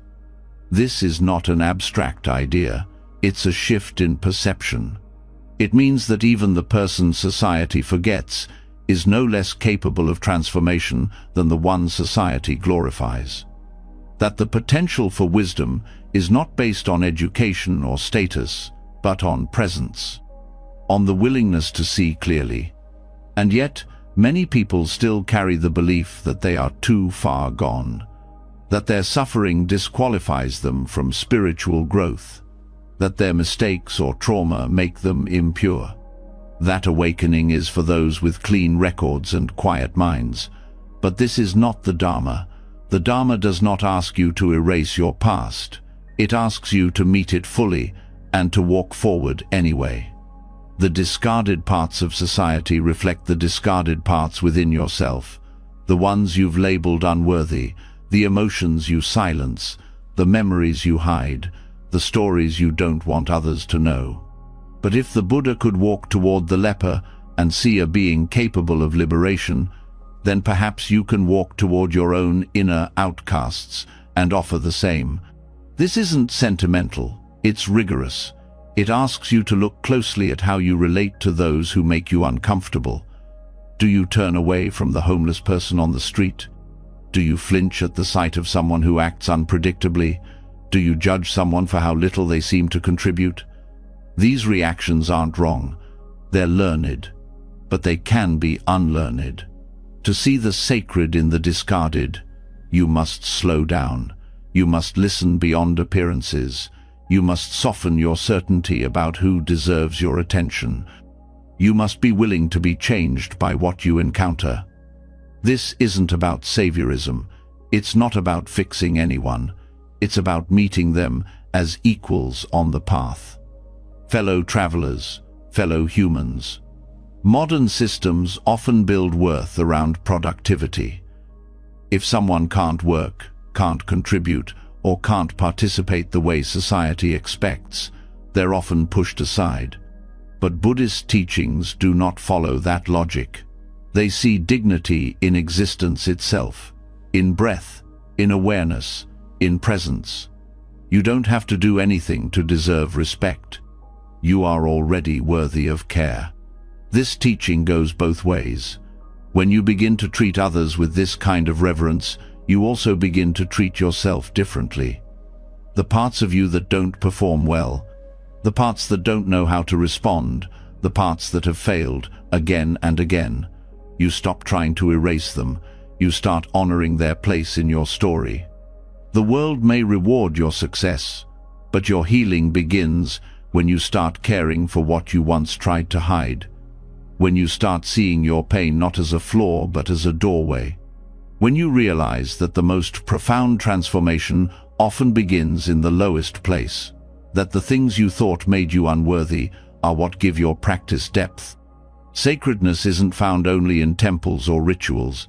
It lives in hospital rooms, on sidewalks, in prisons, in shelters, in mental health clinics, in the awkward silences between people who don't know what to say. It shows up where there's vulnerability. It grows where there's humility. It stays when there's no reason to stay, except love. That love is not about feeling good. It's about staying close to the discomfort, to the grief, to the people who show you what you've been afraid to face. When you do that, something opens. Not because they changed, but because you did. Your perception widened. Your heart remembered that it was built to include what the world leaves out. The Buddha did not see impurity. He saw suffering. And he met suffering with presence. He did not fix everyone's circumstances. He offered something deeper, a path that was open to all, no matter where they started. That path still exists. And it's not just for those who look like they belong on it. It's for the lost, the rejected, the hurting, the confused. It's for you in the moments you feel like a burden, and it's for the person you avoid, thinking they're too far gone. The Dharma does not exclude, but your conditioning might. And that's why this teaching matters, because it asks you to question your reflexes, to examine your biases, to turn toward what you've been taught, to reject and find the sacred waiting there. Every time you choose presence over prejudice, you walk the path more fully. Every time you see someone as more than their appearance, their behavior, their story, you strengthen your capacity for awakening. Because awakening is not a personal achievement, it's a collective remembering that no one is beyond dignity, that no one is separate from truth. That includes you, especially when you feel discarded by life, when you're exhausted, unseen, or stuck. When your contributions feel small or invisible, you are not outside the circle. You are the circle. You carry the same light that shines in everyone else, even when it's hard to feel, even when it's buried under layers of pain. So, let this be the practice: to look where others don't, to listen where others rush, to care when it's inconvenient, to stay when it's uncomfortable, to see the sacred in what seems broken. Not because it's sentimental, but because it's true. You don't have to fix the world, but you can stop looking away from it. That is the beginning of compassion. And compassion is the beginning of everything. Seeing the sacred in what's forgotten reminds you that wholeness is not something to achieve, it's something to recognize in the places you once overlooked. But recognizing it is only the first step. The next step is giving from it. Not after you've cleaned yourself up, not after you've found peace or stability or certainty. The next step is giving anyway. Because in Buddhism, generosity dana was never meant to come only from abundance. It was always meant to come from the heart, even when the heart feels incomplete. You don't have to wait until you have more to offer. That's one of the oldest myths. You're taught to believe generosity should flow from fullness, that you should give only when you're steady, secure, healed. But that belief delays the practice of giving until some imagined future, and that future often never comes. Real generosity starts now, right where you are tired, unsure, grieving, confused. Not because it's about performance, but because it's about connection. Dana, at its root, is not a transaction, it's a release. It is the letting go of something you've called mine for the benefit of someone else. This doesn't have to be money or things. It can be time, attention, a kind word, a listening presence, a gesture of care that costs you something, not in a damaging way, but in a way that invites you out of self-protection and into mutual presence. The power of dana lies in the willingness to give even when something feels unresolved, to speak a truth even when your voice shakes, to offer care even when you're still learning how to care for yourself. That's not recklessness, that's courage. That's the courage to be generous without needing to appear perfect first. This kind of giving breaks the pattern of withholding. Withholding doesn't always come from greed. Often, it comes from fear. Fear of not having enough. Fear of being depleted. Fear of being judged. But dana, when practiced from the heart, invites a new relationship to fear. It doesn't pretend fear isn't there. It simply doesn't let fear lead. You can give while afraid. You can give while uncertain. You can give without having it all figured out. That's part of the gift. The vulnerability itself becomes the offering. And people feel that. They feel when your presence is real. They feel when your generosity comes from your raw, honest self, not your polished one. Dana isn't always comfortable. Sometimes it stretches you. Sometimes it confronts your ideas about worth. You might think, I'm not ready to give, or what I have isn't enough, or someone else could do this better. But those thoughts are part of the practice. They reveal where your giving is still tied to self-image, where it's still entangled with the need to be seen a certain way. Letting go of that need opens something deeper. You start giving not to prove your goodness, but to express your aliveness. Not to control the outcome, but to share what's real. Sometimes what's real is imperfect. It's messy, it's flawed, and still, it's worth giving. Giving in this way changes how you relate to your limitations. Instead of waiting to outgrow them, you begin including them in the act of generosity. You say, I don't have everything together, but I'm here. I don't know what to say, but I'm listening. I'm struggling, but I still want to help. That honesty is a gift in itself. In Buddhist tradition, the merit of a gift isn't measured by how much is given, it's measured by the heart behind it. A tiny act done with full presence can hold more power than a grand gesture done with ego. This is why dana is considered the first perfection in the paramitasthi, foundational qualities of a bodhisattva. It's not because giving is easy, it's because giving opens the path. Dana teaches you to loosen your grip, to let go not just of objects, but of control, of identity, of the idea that you must be whole before you serve. Every time you offer something, you step into the unknown. You don't know how it will be received. You don't know what will come next. And still, you give. That is a form of awakening. This awakening is not dramatic. It's quiet.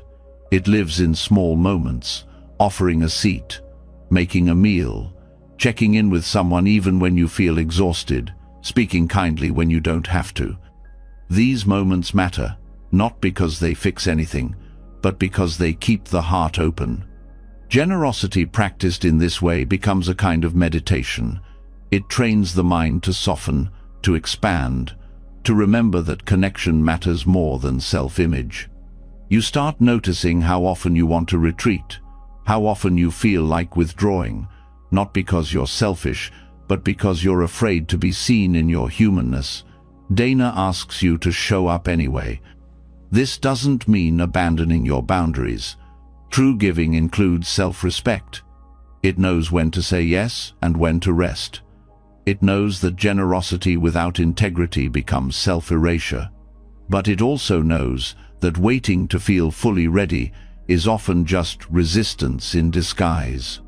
Sometimes, the act of giving is what reveals your strength. You don't discover readiness by waiting for it. You discover it by stepping in, trembling and true. That step becomes the teaching, not just for the one receiving but for you. It shows you that generosity isn't about having everything. It's about being present enough to share what you do have. Even when what you have is pain, it can be shared. Not as a burden but as truth. Offering your story, your silence, your confusion can be a form of dana. Because in doing so, you create space for others to be real too. You create room for people to exhale. This kind of giving builds community. Not the kind based on performance or appearance, but the kind based on trust, on presence, on mutual imperfection. You begin to see others not as objects of your generosity, but as mirrors. What you give is part of what you receive. The connection itself is the reward. And when you're on the receiving end, this understanding deepens. You stop feeling shame for accepting help. You stop measuring your worth by how much you give. You begin to see generosity as a shared flow. Sometimes you give, sometimes you receive. Both are sacred. Both require humility. Both teach you how to stay open. Generosity, in this sense, is not about fixing others. It's about letting yourself be moved. Moved by suffering. Moved by beauty. Moved by the simple truth that life is shared. When you respond from that place, your giving is no longer about identity, it's about love. And love, in Buddhist practice, is not sentimental. It is fierce. Fierce in its willingness to show up. Fierce in its honesty. Fierce in its refusal to wait until conditions are perfect. Love gives because it must, not out of guilt, but out of freedom. That freedom grows with practice. With each act of giving, you let go a little more, of fear, of image, of control. You begin to see that your life, even in its incompleteness, is enough. Enough to offer, enough to share, enough to matter. So let dana be messy. Let it be uncertain. Let it be full of stops and starts. That's not failure. That's the path. A path walked by those who know that imperfection is not an obstacle, it's the doorway. And on the other side of that doorway is connection, not built from perfection, but from presence. And presence is always ready, even when you think you're not. Giving when you're not fully ready teaches you that presence, not perfection, is the offering. You discover how care can be shared, even from a place of uncertainty. But once the heart opens to this kind of generosity, another tension starts to rise that lives not in your feelings, but in your day, time, rhythm, plans that fall apart. Routines that never hold the shape you need. You try to live with care and intention, yet the hours twist, the tasks scatter, and peace feels postponed.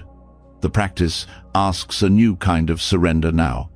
Can you meet your life even when it doesn't follow your schedule?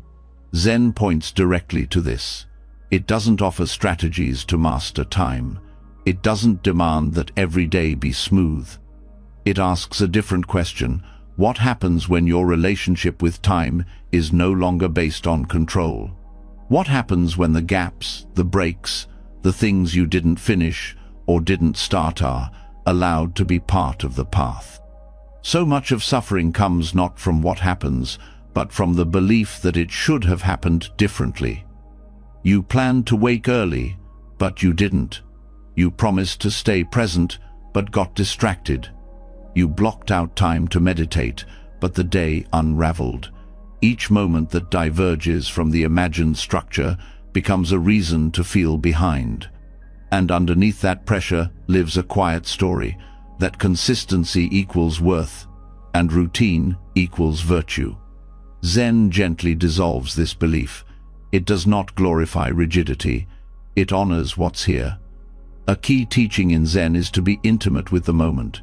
That includes the moments you didn't plan for, the interruptions, the noise, the forgotten task, the nap that took too long, the start that came too late. If you meet even these with attention, the path continues.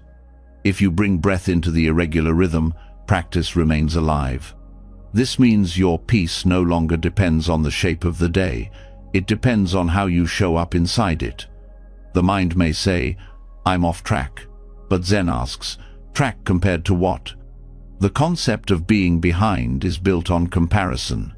You compare today to yesterday, this week to last week, yourself to an ideal that lives only in your head. But awareness doesn't live in comparison. It lives in contact, and contact can happen whether the dishes are done or not. Many people seek spiritual clarity through routines, and its true discipline can be nourishing. Habits can steady the nervous system, shape intentions, support focus. But when routine becomes a measure of self-worth, it loses its heart. You start serving the structure instead of letting it serve you. You forget that presence doesn't require a perfect rhythm.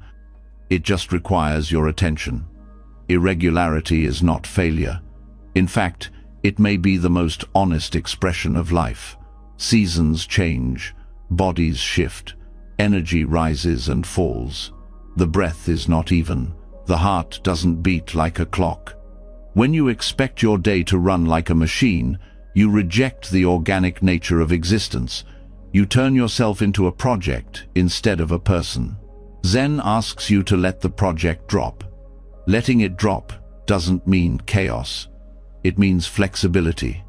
It means learning to respond rather than react. When your morning plan breaks down, instead of spiraling into guilt or self-judgment, you pause. You breathe. You ask, what is needed now? Not, what did I fail to do? But, how can I return to presence now? That return is always available, even if the morning is gone, even if the day feels scattered, even if your to-do list stares back at you unfinished. Zen teaches that every moment is a new beginning.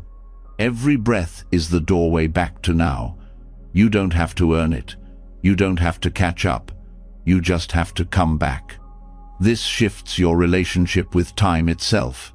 Time stops being a threat. It becomes a field, something you move through, not something chasing you. When you stop believing that productivity equals value, your time begins to soften. You begin to trust yourself again, not because you did everything, but because you're still here. And your presence matters more than your pace. This kind of presence requires honesty. It asks you to see where your plans come from. Are you scheduling your life from clarity or from pressure?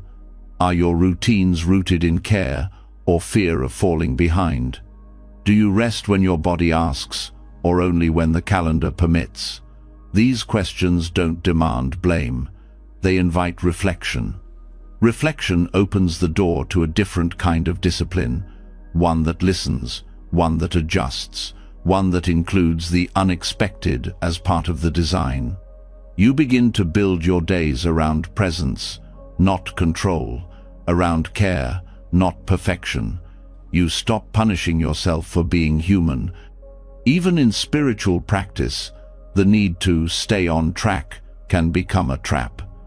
You miss a meditation, and shame creeps in. You skip a journal entry, and self-doubt rises. But Zen teaches that every moment holds the full truth of the path. You don't fall behind because the path doesn't run forward. It unfolds where you are, even when you're late, even when you're tired. And in those tired moments, your practice might look different. Maybe your morning meditation becomes 2 breaths in the shower. Maybe your reflection happens in the car, eyes open, mind scattered, but heart still trying. That's not less than, that's real life meeting practice. That's where the path becomes embodied, not in ideals, but in what actually happens. Zen values direct experience over concept. It doesn't ask, did you follow your schedule? It asks, were you awake for what happened? That wakefulness may arise in unexpected ways, in delays, in mess, in the quiet realization that you've been rushing all day and forgot to feel your feet. That realization is the path. That noticing is the practice. When you start relating to broken schedules this way, your nervous system can relax. You stop living in fight or flight against your own calendar. You begin to make room for life's unpredictability. You start greeting interruptions not as failures, but as invitations.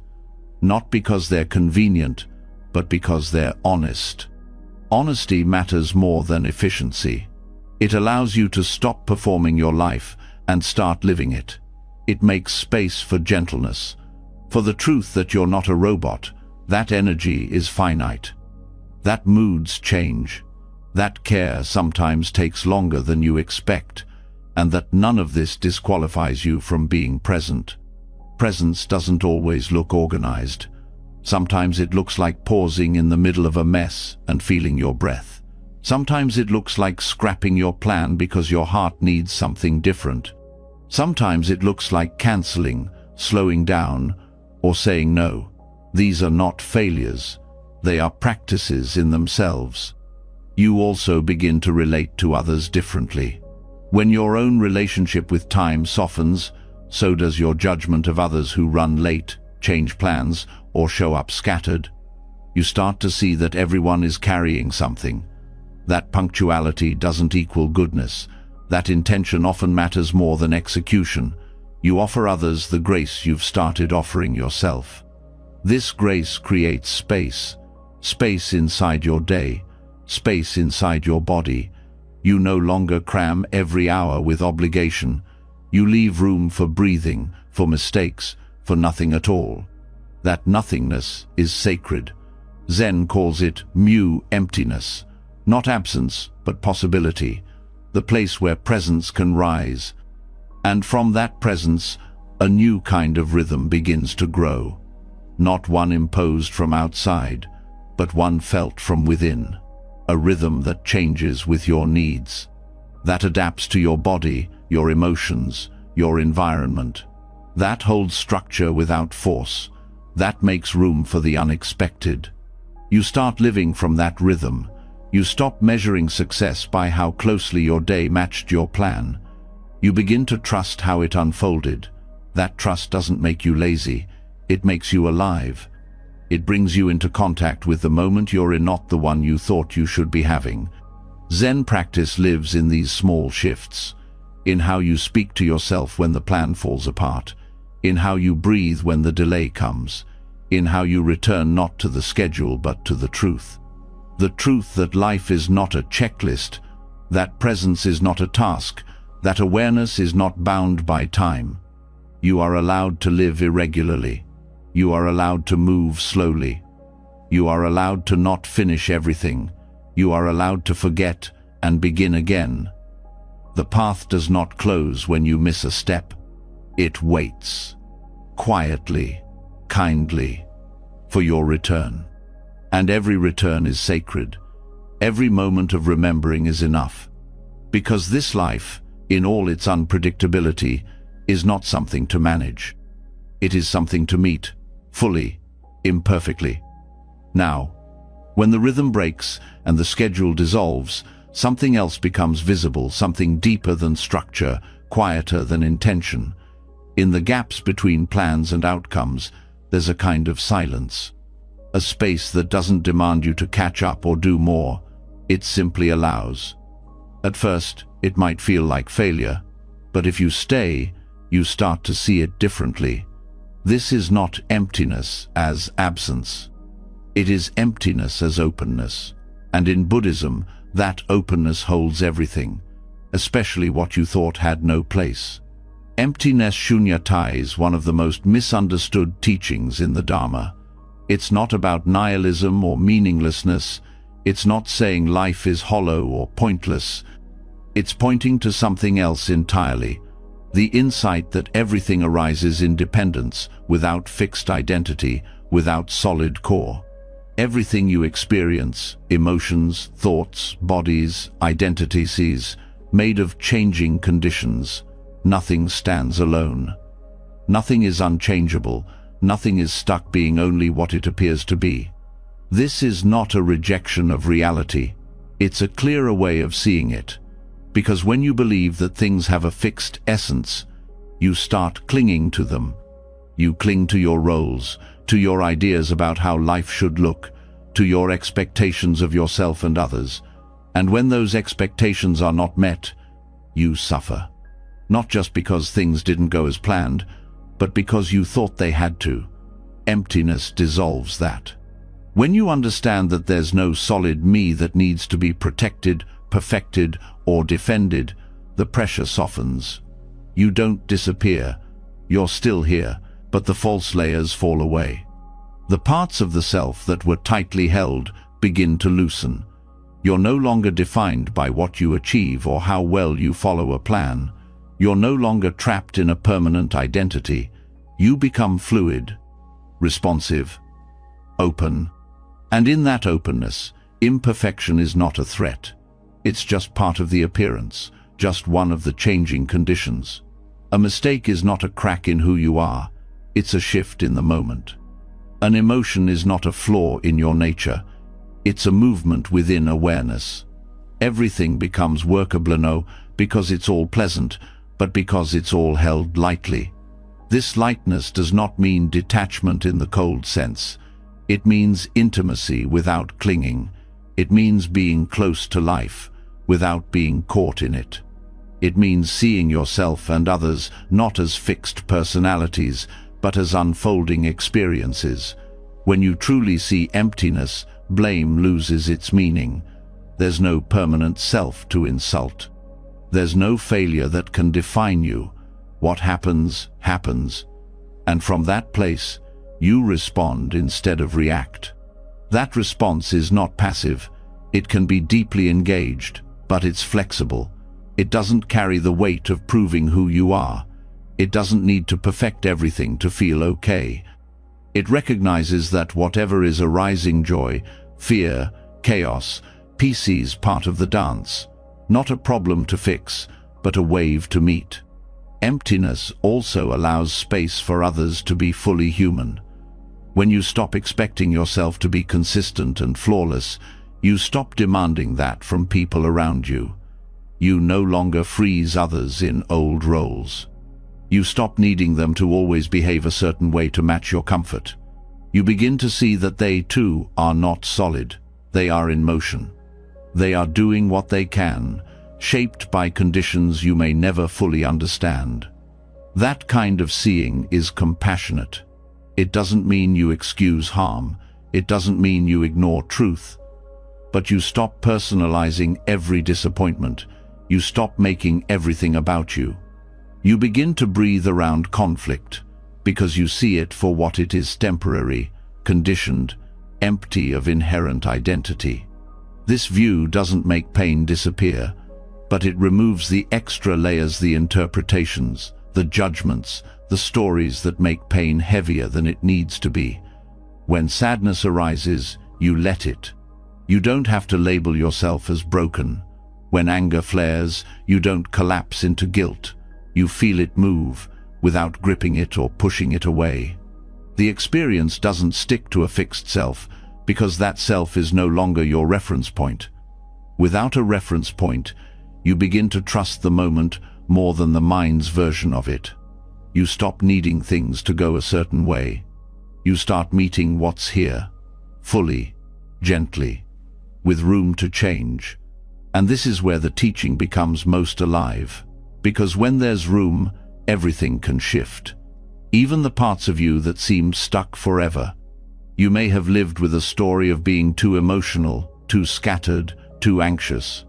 You may have built your identity around what you think is wrong with you. But those traits are not your essence. They are not solid. They are not permanent. When seen through emptiness, they become workable. They become just another set of movements within experience. And in that seeing, freedom begins. Freedom doesn't mean you stop feeling.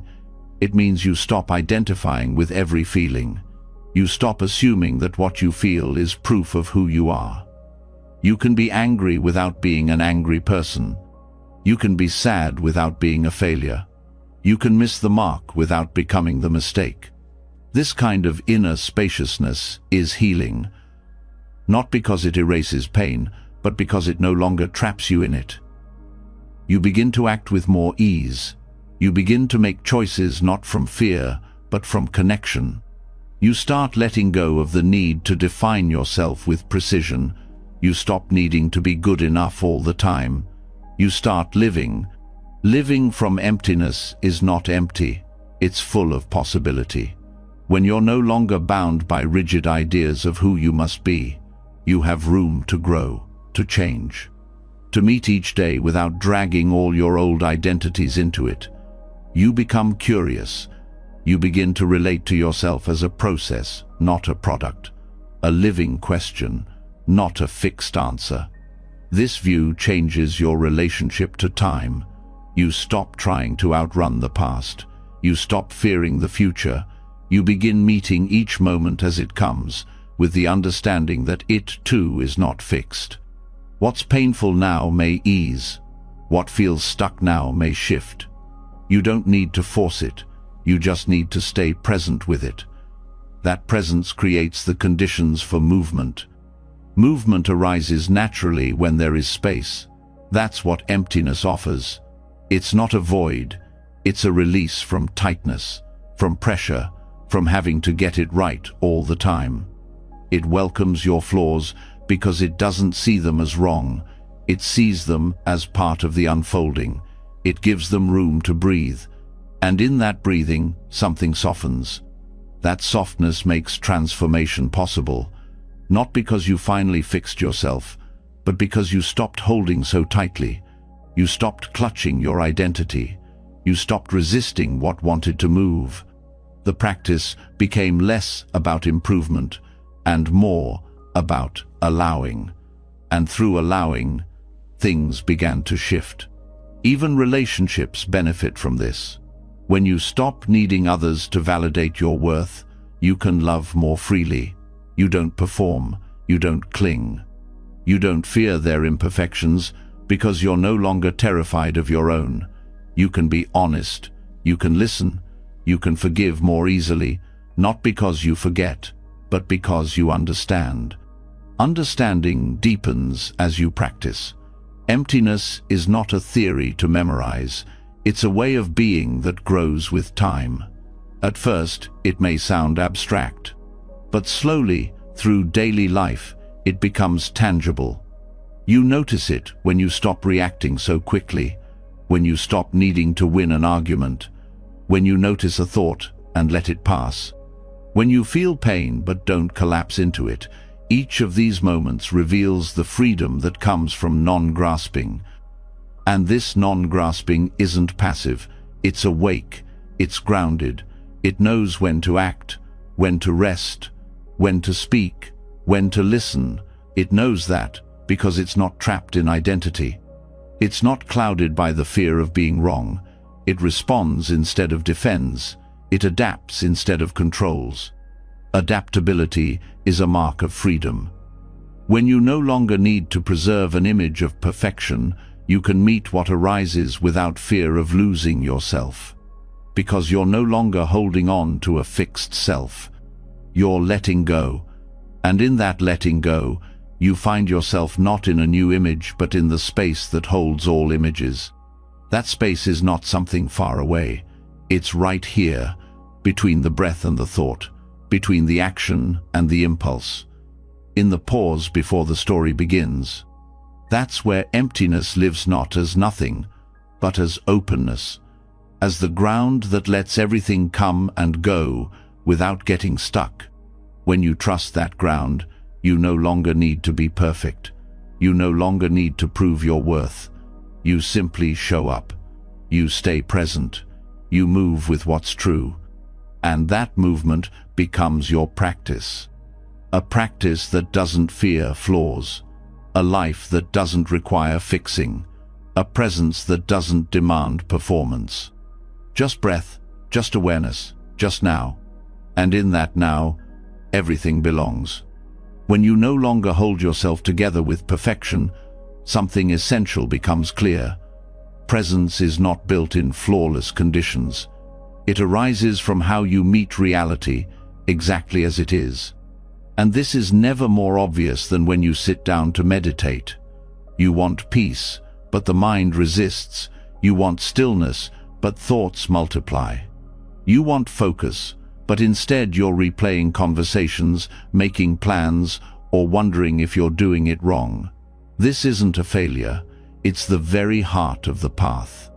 Distracted meditation is not a sign you're unfit for practice. It is the practice. Because what you meet on the cushion is not a clean slate, it's the same messy, layered, restless mind you carry into every moment of your life. Meditation does not create distraction. It reveals it. It shows you with honesty and precision how attention behaves when you stop trying to control everything. That honesty is uncomfortable. You may sit down expecting quiet and find noise. You may want insight and meet resistance. The breath disappears. The posture feels heavy. The thoughts spiral. But here's the truth. None of this is in the way.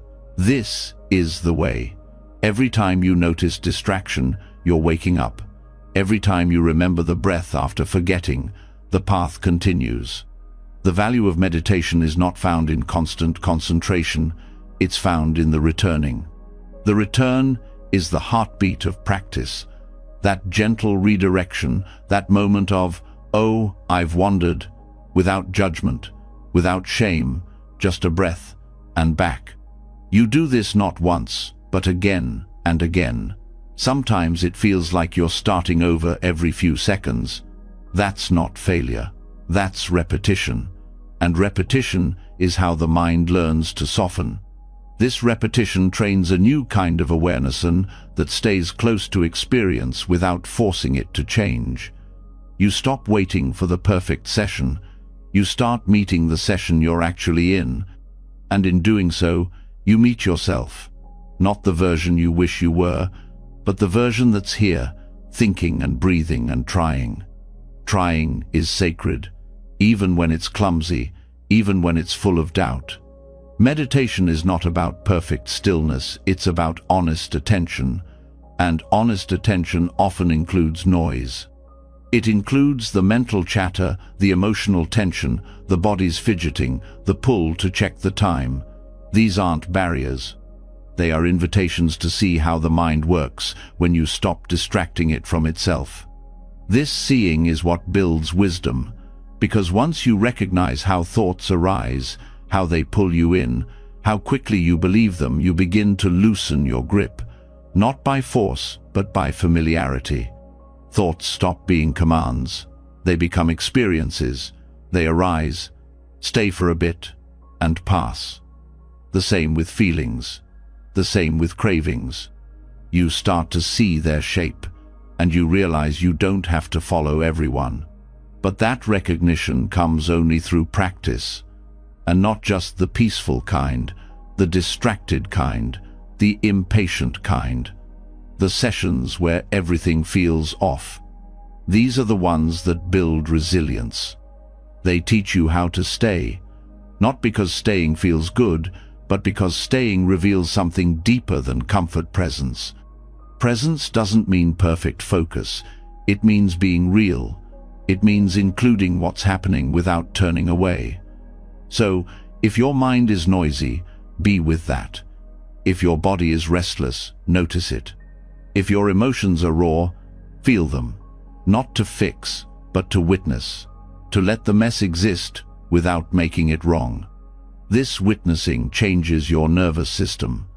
Slowly, over time, it teaches your body that it can remain safe in the face of discomfort, that it doesn't have to escape every unpleasant sensation. That awareness can hold more than you thought. The practice becomes a container not to shut things out, but to hold everything in. That holding creates space, not the space of silence, but the space of non-reactivity, the space where you feel a thought arise but don't chase it, where you notice an itch but wait a moment before scratching, where you experience anxiety and still choose to stay. This space is not dramatic, but it's powerful. It's where freedom starts to form. Freedom from needing to feel calm in order to meditate. Freedom from the pressure to perform your practice. Freedom from judging every session as good or bad. You begin to see that even the scattered sits are part of the path, even the ones where you lose the breath over and over again, even the ones where you want to quit 5 minutes in, because those are the sits that teach humility. They show you the mind as it is, not as you want it to be. And seeing the mind clearly is the first step in understanding it.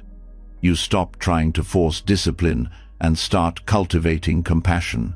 You meet your thoughts like visitors instead of enemies. You stop fighting distraction and begin learning from it. Each form of distraction carries its own wisdom. Restlessness might show you where energy is stuck. Daydreaming may reveal where your longings live. Resistance might point to the fear of feeling something real. These aren't problems to fix. They're maps. They show you where attention goes when you stop controlling it. And once you know that, you can begin to train it. Training doesn't mean suppression. It means shaping the conditions gently over time. You choose to sit. You choose to return. You choose to stay a little longer, even when it's hard. These small choices accumulate. They create a new habit, not of controlling your mind, but of being with it, of meeting it again and again, no matter what it's doing.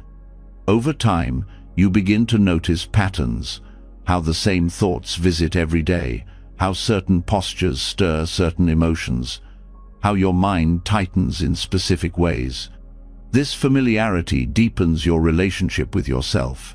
You start to sense the texture of your mental habits, and that sensitivity allows you to respond with care. You may even begin to find ease in the middle of the mess, not because it's gone, but because you've stopped resisting it. The sound outside no longer pulls you out of practice, it becomes part of the practice. The tension in your shoulders no longer feels like a problem, it becomes an object of awareness. The judgment in your mind no longer defines you, it becomes another passing wave. This integration is what makes meditation real. It's not about escaping life, it's about entering it more fully. The cushion is not a place to perfect yourself. It's a place to be with yourself, without editing, without performance, without needing the moment to be different. That kind of presence begins to move off the cushion. You notice when your mind wanders during a conversation. You catch yourself reacting and pause instead. You feel your breath before answering a difficult question. These moments are the fruit of sitting in the mess. They don't come from smooth, perfect sessions. They come from the practice of coming back, over and over again. Coming back is everything. It doesn't matter how many times you drift. What matters is the choice to return. Every return is a victory. Every return is a moment of clarity. Every return is a reminder. You are not your distraction. You are the awareness noticing it. And that awareness is always here, waiting for your attention. There's no need to wait for the perfect moment to practice. The perfect mood, the perfect environment. Practice begins wherever you are, in whatever state you're in. It meets you in your exhaustion, your restlessness, your overwhelm. And it teaches you to sit down anyway, to breathe anyway, to return anyway. Because the mess is not the problem, it's the path. And mindfulness is not a state you achieve, it's the act of remembering what's already true, that you can be present in the middle of your life, not just in the quiet parts, but in the noise, in the discomfort, in the distraction.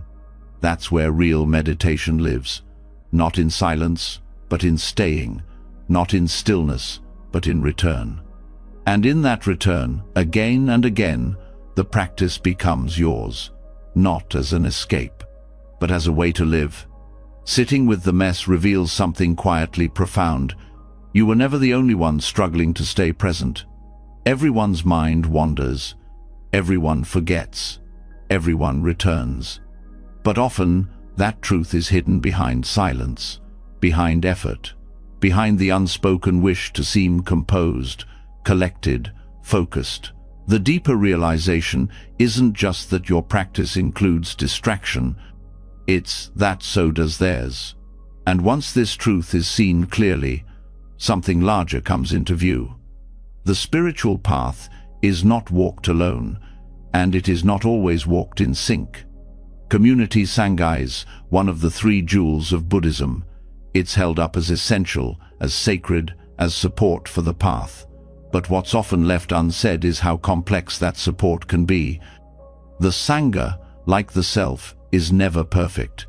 It's made of people who have fears, projections, misunderstandings. People who want to be seen, but don't always know how to reveal themselves. People who are healing, but not healed. And in that, community becomes both a place of refuge and a place of friction. There's an expectation sometimes that spiritual communities should be models of harmony, that everyone should communicate clearly, hold space effortlessly, resolve tension with compassion. When that doesn't happen, it can feel disillusioning. You might think, I thought this space was different. But expecting perfection from community creates the same suffering as expecting it from yourself. It replaces connection with performance. It replaces honesty with pressure. Real community isn't built by avoiding conflict. It's built by how you move through it. It's built by truth-telling, by being seen in your confusion, your insecurity, your grief. It's built when someone says, "I don't know how to hold this," and no one turns away. That kind of space can't be created through rules or rituals alone. It's shaped through shared courage, the courage to let others see the cracks. Cracks in a sangha aren't signs of failure. They're signs of reality, signs that people are showing up as they are, and those cracks can become openings, places where deeper trust is formed. But only if the group is willing to stay with what's real, not just what's pleasant. This staying is hard. It means sitting in discomfort together, naming tension without assigning blame, listening without rushing to fix. It means letting go of the idea that agreement is always possible or necessary. Sometimes the most powerful act is not solving, but witnessing, holding space without needing resolution, letting silence be part of the conversation. In many sanghas, silence is used well during meditation, but when it comes to interpersonal friction, silence can also become a shield, a way to avoid discomfort, a way to keep things looking peaceful on the surface while pain simmers underneath. But peace without honesty isn't peace, it's pressure. It disconnects rather than binds. To create real connection, someone has to go first. Someone has to speak the thing no one wants to say. To name the feeling others are also carrying. To say, "I feel left out," or "I feel unseen," or "that moment hurt." Not to accuse, not to attack, but to reveal. Vulnerability becomes the doorway.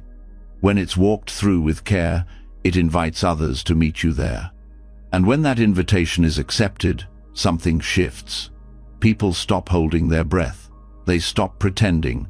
They start relating from the ground instead of the mask.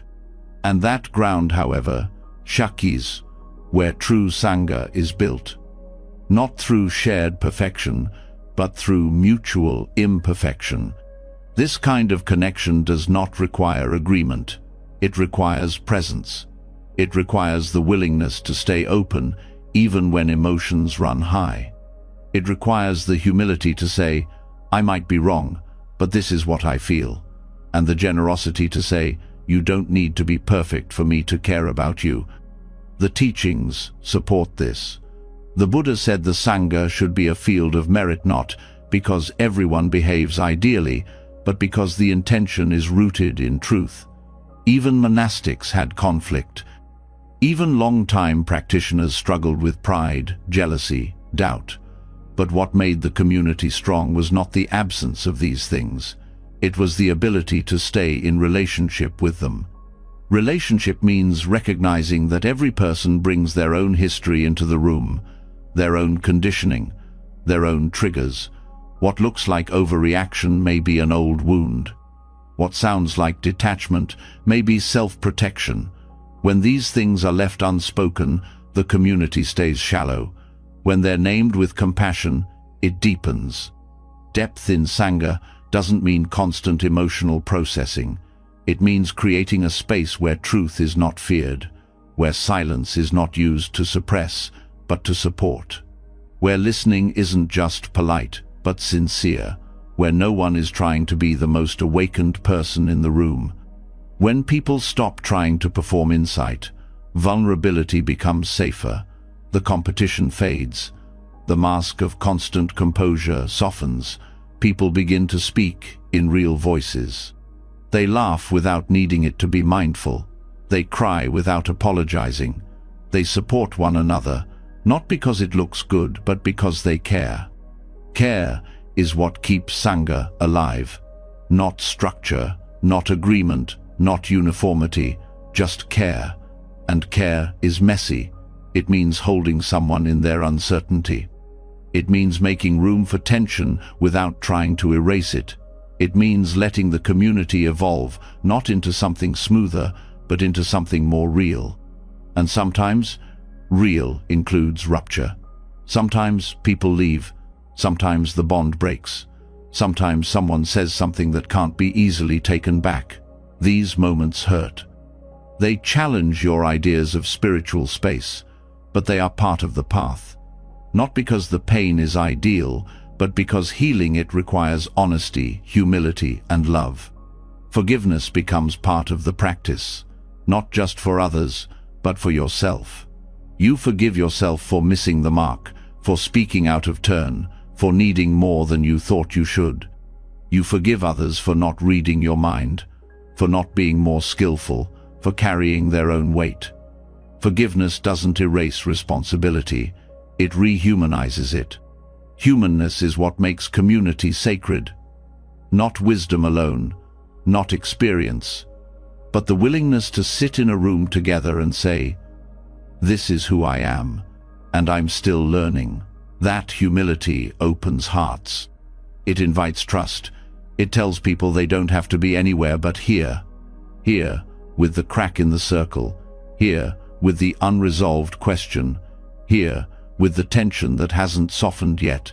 Because here is enough if it's met with honesty, if it's held with care. If the people in the room are willing to look at one another and say, "Let's keep trying." Trying is the real glue. It's not the vows or the teachings or the structure. It's the effort to return, to apologize, to listen again, to make space when it's hard, to say thank you, to stay connected even when it feels easier to pull away. Sangha, like practice, is not clean. It's not always quiet. But it is powerful. It is healing. It teaches you that your path is not yours alone. It's walked with others, in fits and starts, in harmony and in conflict. And every moment you choose presence over avoidance, truth over performance, care over image, that path becomes more real. And real is enough. More than enough.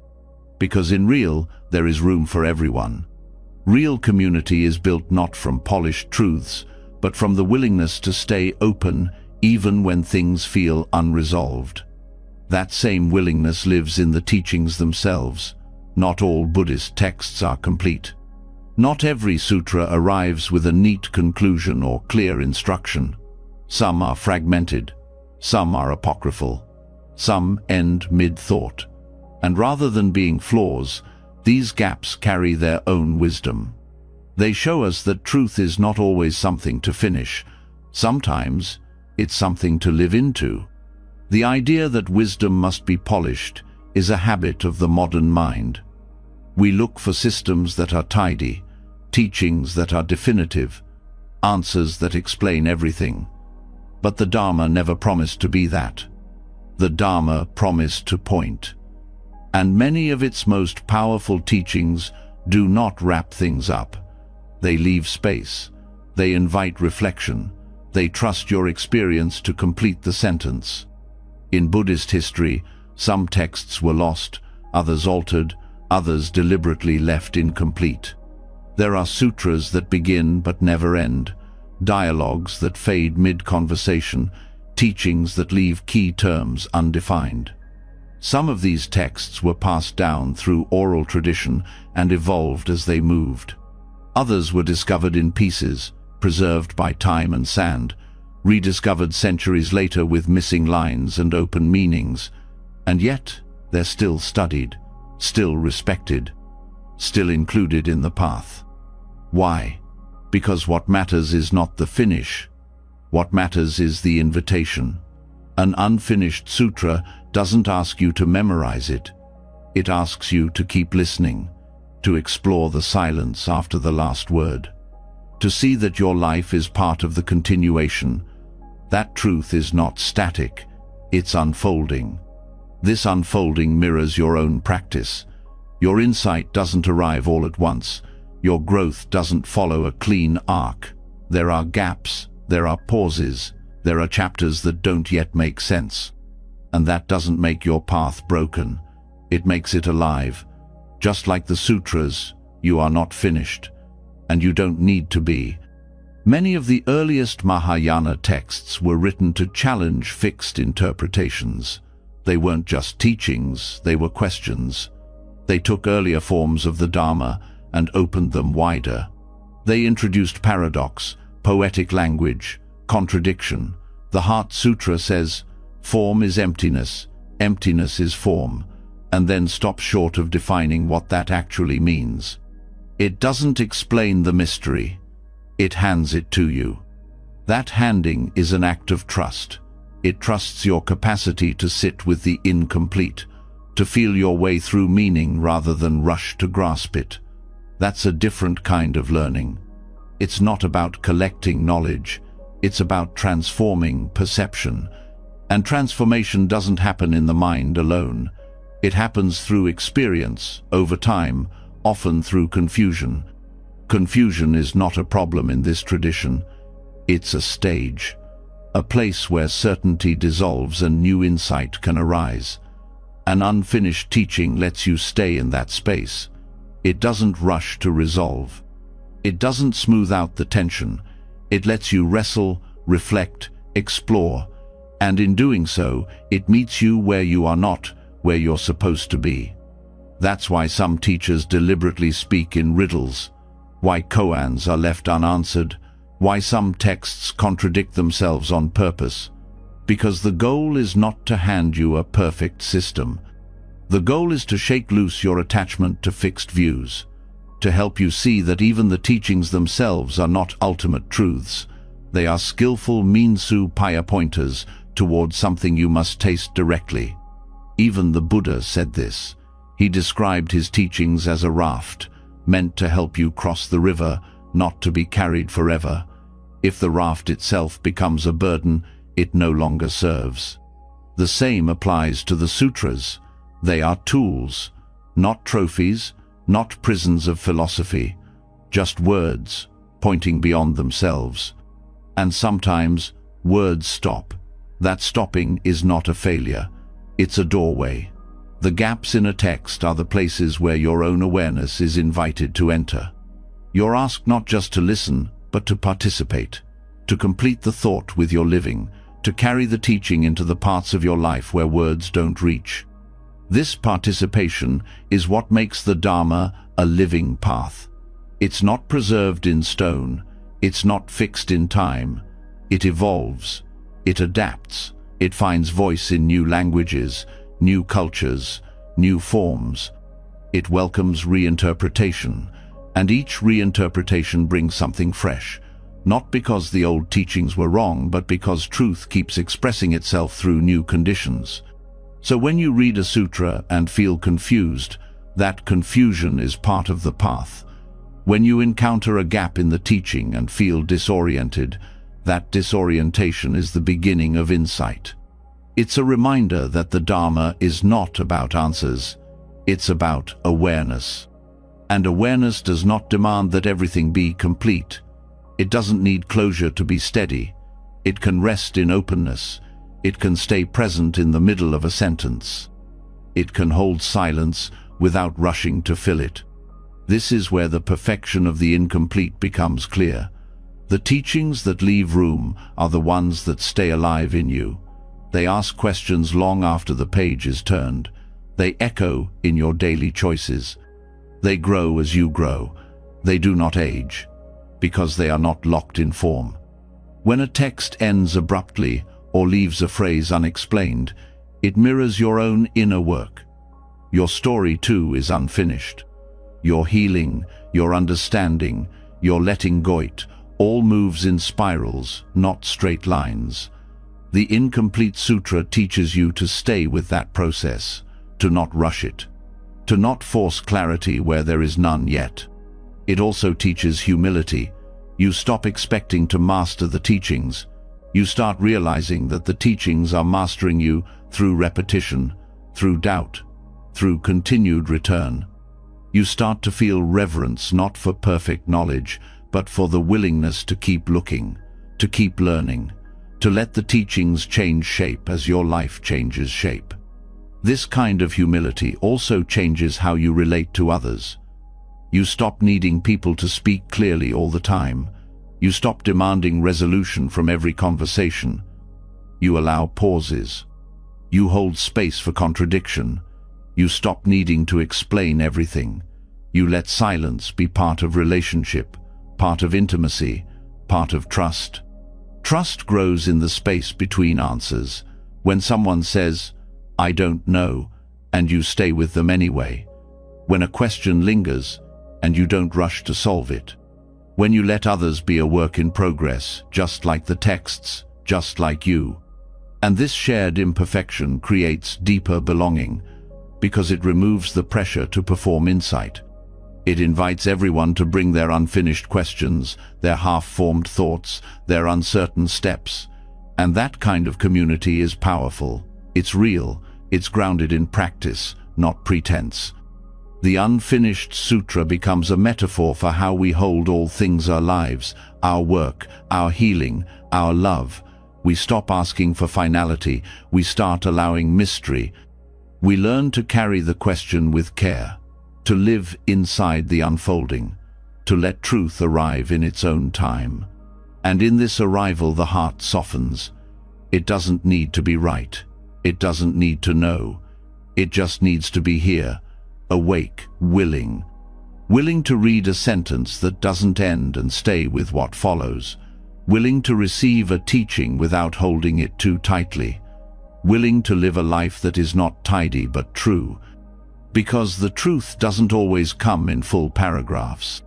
Sometimes it lives in the spaces between. When we learn to live inside the incomplete, we stop asking everything to resolve. We begin to trust that meaning doesn't always need to be packaged, that some truths grow in silence. But the path doesn't only ask us to stay with what's unfinished, it also asks us to turn toward what we've been taught to reject. The parts of life that feel too much, too strange, too uncomfortable. In Vajrayana Buddhism, these are not obstacles. They are gateways. They are the material of transformation. And the practice is not to avoid them, but to go directly in. Vajrayana, the tantric path of Buddhism, does not separate the sacred from the profane. It looks directly at what others fear and says, this too is part of awakening. While many traditions emphasize purity and renunciation, Vajrayana holds a different view. It teaches that enlightenment does not lie on the other side of difficulty, but right in the middle of it. That the path to liberation goes through, not around, the very things we usually try to avoid. This includes what is painful, what is shameful, what is taboo, desire, rage, lust, death, fear. These are not seen as dirty in themselves. They are seen as powerful energies that, if met with awareness and trained insight, can be transformed into fuel for the path. The teachings don't glorify indulgence. They don't suggest you act on every impulse. But they ask you not to deny what's there. They ask you to work with it consciously. One of the central insights of the tantric view is that everything has Buddha nature. Not just peaceful emotions, but turbulent ones. Not just wisdom texts, but the body. Not just monasteries, but cemeteries. The places most people avoid these become sacred grounds for tantric practice. In ancient India, some of the most advanced practitioners meditated in charnel grounds, surrounded by death and decay, precisely because these environments stripped away pretense. There was no way to pretend life was tidy there, and so it became the perfect place to face truth without illusion. This approach might seem extreme, but it's rooted in a deep understanding of how the mind works. Avoidance strengthens fear. Suppression buries energy without dissolving it. But direct awareness, fierce, honest, unflinching, can digest even the darkest experience. In Vajrayana, transformation is not done by escaping impurity. It's done by realizing there is no fixed impurity in the first place. What we call impure is often just misunderstood, or feared, or hidden. But when we bring it into the light of practice, it reveals its nature. Anger becomes clarity. Desire becomes connection. Grief becomes tenderness. Not because these feelings are changed from the outside, but because their deeper qualities are revealed when we meet them without judgment. Tantric methods often use symbols and imagery that challenge conventional ideas. Wrathful deities, skeleton dances, offerings of substances that would be considered inappropriate in other traditions. These are not decorative, they are psychological mirrors. They are tools meant to shake the practitioner out of the dualism between pure and impure, holy and profane, worthy and unworthy. They teach the mind to stay steady in the face of what once felt unbearable. This steadiness is not passive, it's born from training. A tantric practitioner does not simply embrace discomfort without preparation. They are guided by a qualified teacher. They build strong foundations in ethics, compassion, and concentration. Only with this base does the deeper work begin the turning toward what others avoid, and the recognition that even this, too, can be a gate to wisdom. One of the most radical aspects of this path is its rejection of spiritual bypassing. You are not asked to float above your shadow, but to sit with it, to look directly into the eyes of your confusion and not turn away. This creates a different kind of awakening, one that is not based on escaping suffering, but on transforming it from the inside out. This transformation is not about fixing, it's not about becoming someone else. It's about recognizing that what you thought disqualified you is actually part of your path. That the anger you feel, the urges you hide, the fears you've never spoken, they're not signs you're failing. They're materials for the work. This path also opens space for parts of identity that are often marginalized. Gender, sexuality, body difference, all of these, in a tantric view, are not distractions from the path. They are the path. The very energies you've been told to quiet might be the ones most alive with potential for awakening. You don't have to fit a mold to be worthy of practice. You don't have to hide your complexity. The complexity becomes the doorway. But this path is not about indulgence. It's about intention. The practitioner learns to hold power, not chase it, to witness difficult feelings without being consumed, to engage the world without getting lost in it. Tantric training refines this capacity through mantra, visualization, breath control, and deep meditative absorption. These are not mystical accessories, they are precise psychological tools designed to harness energy and return it to awareness. Awareness is the thread that weaves it all together. Without awareness, the confrontation with the taboo can become chaos. With awareness, it becomes liberation. You learn to see the root of every impulse, the story behind every aversion, the energy beneath every desire, and in seeing it, you're no longer ruled by it. The power of this path is not in its symbolism, it's in its honesty. It teaches that real awakening must include everything, not just the parts that feel spiritual. It must include your entire life, your confusion, your hunger, your mistakes. It doesn't ask you to be clean, it asks you to be present. Presence reveals that the division between sacred and profane is artificial. When you meet each moment with full attention, everything becomes part of the practice.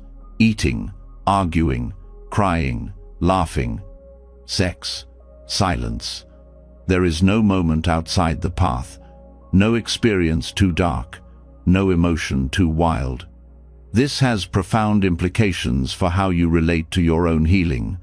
You stop waiting to be ready, you stop needing to be above it. You bring the pain in, you welcome the fear, you offer it to the practice. And slowly, the shame begins to dissolve, not because you finally became perfect, but because you stopped believing you had to. The tantric path is not for everyone. It requires maturity, grounding, and deep ethical clarity. But its central teaching is universal. Nothing is wasted. Not your wounds, not your confusion, not your longing. Everything you are can be transformed into the fuel for awakening if you're willing to meet it with truth. That truth includes discomfort, it includes mess, but it also includes immense beauty, a beauty that doesn't depend on purity, a beauty that rises from the willingness to see clearly, to feel fully, to live honestly. In a world that teaches you to hide what hurts, this path asks you to look again, to look deeper, to ask what's really there beneath the label, beneath the story, beneath the fear. What you find might shake you, but it might also free you, because when you walk straight into what you once avoided, you stop being afraid of yourself. And when that fear dissolves, there's room to see what was there all along. Not just shadow, but sacred fire. Facing what you were taught to avoid doesn't just bring clarity, it brings a new kind of softness. You start to see that transformation isn't about polishing every flaw, it's about staying close to what's real, even when it's rough. But there's still a quiet pressure that often remains. The idea that you need to figure it all out in this one lifetime, that you have to heal everything now, that this version of you is your only chance to get it right. That pressure can feel like urgency. It can sound like failure. But Buddhist wisdom offers something far more spacious. The teachings on rebirth are not there to frighten, they're there to open time, to show you that your life is not a one-time test with a pass or fail outcome. It's part of something ongoing, a flow of causes and effects, shaped by intention and action, but never frozen in place. The point is not to be perfect now. The point is to live in a way that plants good seeds without needing to see the harvest today. In this view, what you're working with right now, your patterns, your fears, your habits, is not a sign of what's wrong with you. It's part of the natural unfolding of karma. Karma here doesn't mean punishment. It means momentum. It means energy shaped by previous choices, carried forward, always in motion. Your present state is not a verdict. It's a condition. And conditions can be changed not all at once, but gradually, through awareness, patience, and effort. That change is never wasted, even if it feels slow, even if no one else sees it, even if you don't fully feel its effects yet. In this life, you may begin something you don't finish. You may try to shift a deep pattern, only to fall back into it. You may start to open your heart, only to find it closing again. But none of that is failure. It's the real rhythm of growth. And the teachings remind you, even unfinished effort continues. Just as the body leaves traces, so does the mind. What you practice becomes part of you, not just now, but in the future. The kindness you show, the honesty you choose, the courage you build, none of it disappears.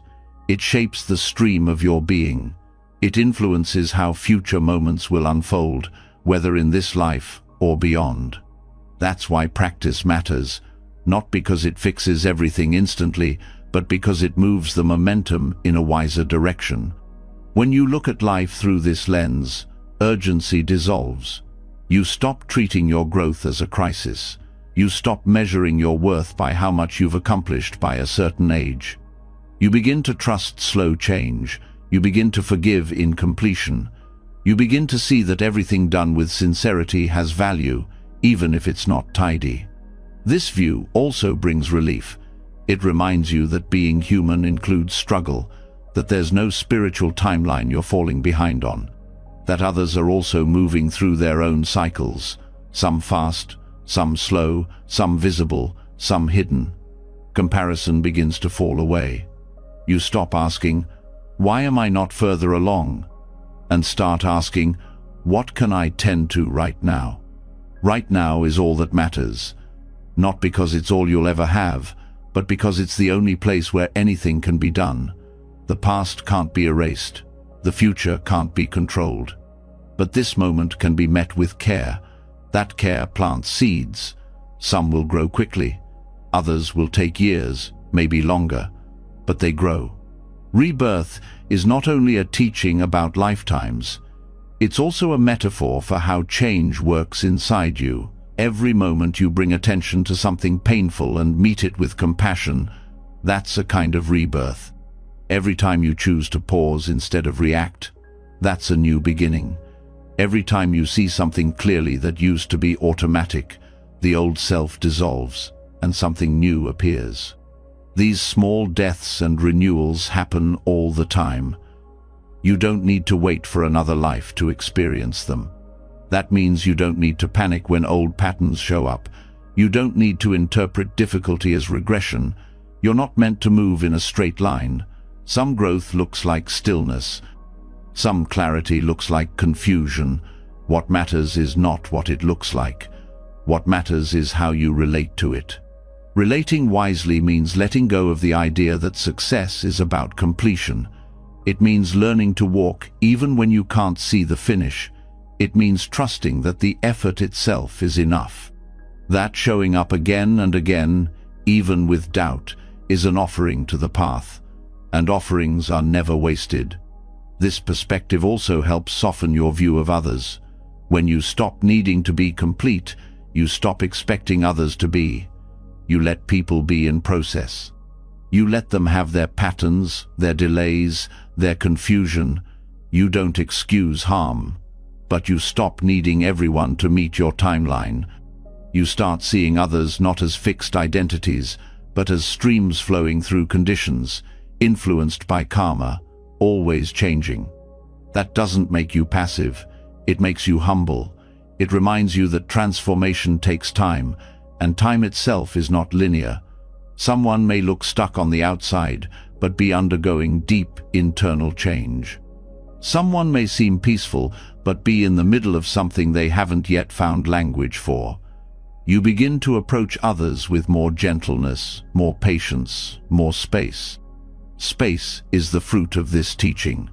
The space to be human, the space to grow slowly, the space to begin again, even after years of delay. This space invites you to breathe differently, to stop rushing to become someone else, to settle into the person you are, with the understanding that your becoming doesn't end here. In this spaciousness, forgiveness becomes easier, not just for others, but for yourself. You let yourself off the hook for not having it all together. You start to believe that you are allowed to be learning, that you're allowed to be unfinished, that even your struggle carries meaning not as punishment, but as part of the path. The path unfolds according to causes and conditions. You can't control all of them, but you can influence the present. That influence matters more than any outcome. When you speak with kindness even though it's hard, when you meditate even though your mind is restless, when you choose truth over comfort, those are real shifts. They ripple outward, they leave traces. And those traces remain. They don't need to be recognized. They don't need to be praised. They are part of the inner work that keeps going, that moves through lifetimes. When you live with that understanding, you stop grasping for finality. You begin to live from intention instead of anxiety. Intention means aligning with your deepest values. It means doing the next right thing, even when no one is watching. It means trusting that every moment of clarity, of care, of courage adds to the direction of your life. Not because it makes you perfect, but because it makes you honest. Honesty becomes your compass. You stop pretending you're further along than you are. You stop hiding your confusion. You start owning your questions. And from that honesty, something deeper grows, trust in the unfolding, even when it's slow. Slow isn't bad. In many cases, it's the only way real transformation happens. Fast change can be exciting, but it's often unstable. The kind of growth that endures is the kind that comes from consistent effort, from staying with discomfort, from letting go of urgency. Urgency often masks fear. Fear that you'll run out of time, fear that you'll never get it right. But if rebirth is real, there is time. Not infinite time to waste, but enough time to keep going, enough time to learn, enough time to return to the path, no matter how far you've wandered. This doesn't mean you should delay your practice. It means you can relax into it. You can stop performing. You can stop panicking. You can start to trust the process. the process that includes mistakes, that includes doubt, that includes long seasons where nothing seems to move. Even those seasons are part of it. Seeds germinate in the dark. You are not here to be perfect. You are here to grow. And growth isn't always visible. Sometimes it happens underground, in the quiet work of healing, forgiving, remembering. Sometimes it's only visible later, when the conditions ripen, but it's still happening. So let your practice be rooted in patience. Let your choices be guided by care. Let your life be a work in progress, not a test. The goal is not to complete the journey all at once. The goal is to stay on it, with honesty, with intention, with the understanding that everything counts. Everything counts. Even this moment, even your pause, even your forgetting, especially your return. Letting go of urgency softens something deep inside. You begin to feel that you don't need to arrive anywhere all at once, that each step you take with care and honesty is enough. But even when you begin to trust your own timing, one voice often lingers, the one that measures, the one that compares, the one that tells you how far you should be. This voice is not loud to others, but it echoes through your mind. It follows your efforts, judges your pauses, doubts your progress. This is the inner critic, and it doesn't leave through willpower. It softens through kindness. In Buddhist practice, kindness is not a feeling, it's a discipline. Metta-loving kindness is not reserved for others. It is extended toward the places in you that are hardest to love. And often, the hardest place is the voice inside that is trying to protect you by being unkind. The perfectionist within, the one that never rests, that measures your worth in results, that speaks in should and not enough and why haven't you? This voice believes it is helping, but it doesn't understand the harm it causes. Applying metta to this voice does not mean agreeing with it. It means seeing it clearly, understanding where it came from, meeting it with patience, not resistance. The inner critic is often formed early. It's shaped by experiences of shame, of pressure, of not feeling safe to simply be. It mimics voices you once heard or absorbed. It becomes your own, not because you chose it, but because it felt familiar, and then it grows. It becomes a pattern so close to you that you stop questioning it. But the Dharma teaches that patterns are not permanent. They are conditioned. They arise based on causes, and they can change through different conditions. Metta is one of those conditions. When practiced with honesty, it can interrupt even the deepest inner habits. Not by arguing with them, but by meeting them with a different energy that says, you don't have to earn your worth. You are already enough to care for. This shift begins when you start noticing the voice, not as a truth teller, but as a habit. When it arises, you pause, you name it. You say, here you are again. You don't fight it, you also don't believe it. You hold it like you'd hold a frightened child, because often that's what it is. A part of you that learned fear early and thought that harshness was the way to survive. This does not mean you become passive. Kindness is not weakness, it's strength in another form. It's the strength to stay present with your pain without making it worse. It's the strength to speak to yourself as you would to someone you love. To replace the inner commentary of criticism with phrases that are gentle, steady, real. You don't have to fake sweetness. You don't have to cover pain with positive thinking. Metta isn't about pretending. It's about truthfulness. It's about saying, this is hard, and I choose to meet it with care. This is painful, and I choose to stay soft. This voice is hurting me, and I will not turn against myself in response. Sometimes the practice is as simple as breathing and saying quietly, may I be kind to myself in this moment, or may I meet this pain with gentleness, or even, may I forgive myself for believing I had to be perfect. These are not magical words. They are reminders, they are seeds, and like any seed, they take time to grow. The inner critic will not disappear overnight. But it will change. It becomes less convincing, less sharp, less constant. It begins to lose its grip when you stop feeding it with agreement. When you stop answering it with shame. When you meet it with the quiet firmness of metta, something begins to shift. You stop being the one who judges yourself and become the one who cares for the one who is judged. This shift creates space. Space to rest. Space to not do everything perfectly. Space to be human, not as a flaw, but as your ground of practice. You begin to trust that your value does not come from performance, that your worth is not something you achieve, but something you recognize, again and again, in the way you return to the breath, in the way you meet yourself after forgetting. And when you forget, as you will, the practice is to begin again, not with punishment, but with care. The critic will say, "You've failed." Metta will say, "This is the moment to begin again." You choose which voice to strengthen, and each time you choose kindness, even when it's hard, even when it feels unnatural, you change the structure of your inner life. Neuroscience supports this. The brain changes through repetition. Habits of thought form grooves. But new grooves can be made. They don't require force. They require consistency.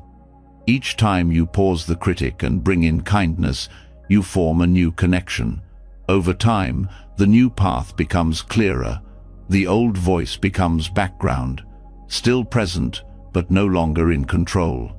This also changes how you relate to others. When your inner voice softens, your outer voice does too.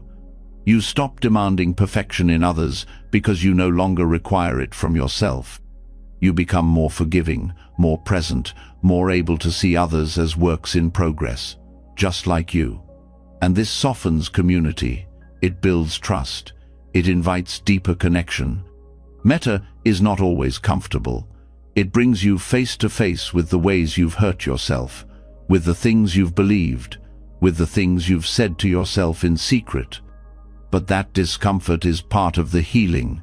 It's the beginning of liberation, not from imperfection, but from the illusion that you need to be anything other than what you are to be worthy of care. The practice of metta begins with intention. You don't have to feel loving to begin. You only have to want to turn toward love. Even a small shift in tone and breath of gentleness can start the process. You sit, you breathe, you say, "May I be well." And you say it again, even if you don't believe it yet. Eventually, belief follows practice. The heart begins to recognize its own softness. You begin to trust your ability to be with yourself, not as a judge, but as a friend. And that friendship becomes the ground of your spiritual life, not because it fixes everything, but because it changes the way you relate to everything. The critic will still speak, but you will listen differently. You will recognize its tone, you will know its history, and you will choose to respond with something older, deeper, more true. You will say, "Thank you for trying to protect me, but I no longer need to be perfect. I just need to be here. And here is enough." Here is where healing begins. Again and again, breath by breath, word by word, softly, steadily, with love. The moment you stop fighting yourself, something in your heart begins to relax. When you meet the inner critic with compassion instead of resistance, you start to uncover a quiet strength, not the strength of control, but of connection. But just as important as how you treat yourself is how you respond to the imperfection you see in others. Because no matter how gentle you become with your own inner world, life will continue to present you with people who forget, who fail, who act from fear. And here, your practice takes on a new shape. It's easy to speak of interdependence as a philosophical idea. It's harder to live it in the middle of daily life, especially when someone else's behavior feels careless or unkind. Yet Buddhism teaches that no one exists independently. No one is truly separate from the causes and conditions that shape them, and that includes the people who frustrate or disappoint you. That includes those who challenge your values or trigger your pain. Seeing this is not a way of excusing harm.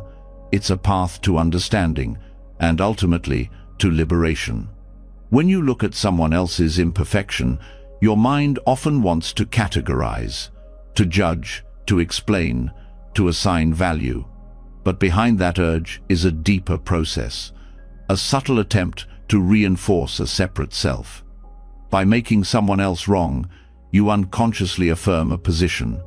You feel safer in your identity, more certain, more righteous. But this illusion of separation is what the Dharma invites you to see through. Accepting the flaws of others is not about condoning every action. It's about looking deeper, about recognizing that what you reject in someone else often reflects something unacknowledged in yourself. The mind wants to split reality into clean lines, good and bad, right and wrong, enlightened and deluded. But the practice asks a more uncomfortable question. What part of me is being revealed in this reaction? When someone speaks harshly, are you meeting their words or the story you've attached to them? When someone disappoints you, are you feeling their action or your expectation of who they were supposed to be? These moments are not just about relationship. They are reflections, mirrors, opportunities to see the ways you still cling to fixed identities, both yours and theirs. This is where interdependence moves from concept to insight. You begin to understand that your perception of others is shaped not just by their actions, but by your own lenses. Your conditioning, your pain, your hopes, your fears. And when you see that clearly, you stop assuming you're seeing the whole picture. You start to listen more, you pause before reacting. You let space return to the interaction. That space is a form of freedom. It breaks the habit of reactivity. It gives you a choice, not necessarily to accept everything, but to see it differently. To respond not from the small self, the one that wants to be right, but from the larger awareness that holds both you and the other person in a shared field of causes and effects. Everyone is shaped by forces they didn't choose. The habits they repeat, the wounds they carry, the mistakes they make all arise from a long chain of conditions. When you recognize this, your heart starts to soften, not into passivity, but into clarity. You see that others are not fixed characters in your story. They are beings in process, just like you. And that process includes forgetting, just as yours does. It includes ignorance, fear, grasping, and confusion. The same energies you meet on your cushion arise in everyone else. The difference is only in the form they take. This doesn't mean every behavior is equally skillful, but it does mean that every person is equally shaped by impermanence, by suffering, by longing to be free. When you let this truth guide how you relate to others, judgment turns into curiosity. You begin to ask, what might they be carrying that I can't see? Or, what pain is speaking through this behavior? You don't have to know the answer. Just asking the question creates room for compassion. This kind of compassion is not sentimental. It doesn't require you to like everyone. It asks for something deeper. To not build your identity around rejection. To not use someone else's faults to feel more secure in your sense of self. Because the moment you do, the illusion of separation grows stronger, and the illusion of separation is the root of suffering. This is why accepting the imperfection of others is a spiritual practice. It's not about being agreeable. It's about loosening the grip of ego. It's about recognizing that the qualities you resist in others are not enemies, they're teachers. They reveal where you still hold on, where you still divide, where you still need others to be a certain way to feel okay. Letting go of that need is hard. It means allowing people to be incomplete. It means accepting that someone may never say what you want to hear, may never understand your perspective, may never change in the way you hoped, and still they are part of your world, part of your experience, part of your practice. In accepting this, you stop making peace conditional. You stop tying your well-being to other people's behavior. You start resting more in the awareness that holds it all, the joy and the disappointment, the connection and the distance. And from that awareness, a different kind of relationship becomes possible, one that isn't based on control or agreement, but on shared humanity. That humanity includes contradiction. You may love someone and feel hurt by them. You may see someone's goodness and still feel the need to set a boundary. You may wish someone well and still choose distance. These complexities are not problems to solve. They are realities to include. And when you include them, you stop waiting for others to be different before you can feel whole.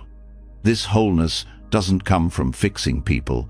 It comes from seeing them clearly, flaws, limits, and still choosing to relate from the heart. It comes from remembering that even in imperfection, there is Buddha nature, not as a theory, but as a living truth. Even in the person who irritates you, even in the one who hurt you, even in the part of you that wants to reject them. This doesn't mean you accept harm. Compassion includes discernment, but it does mean you stop turning rejection into identity. You stop defining yourself by what you push away.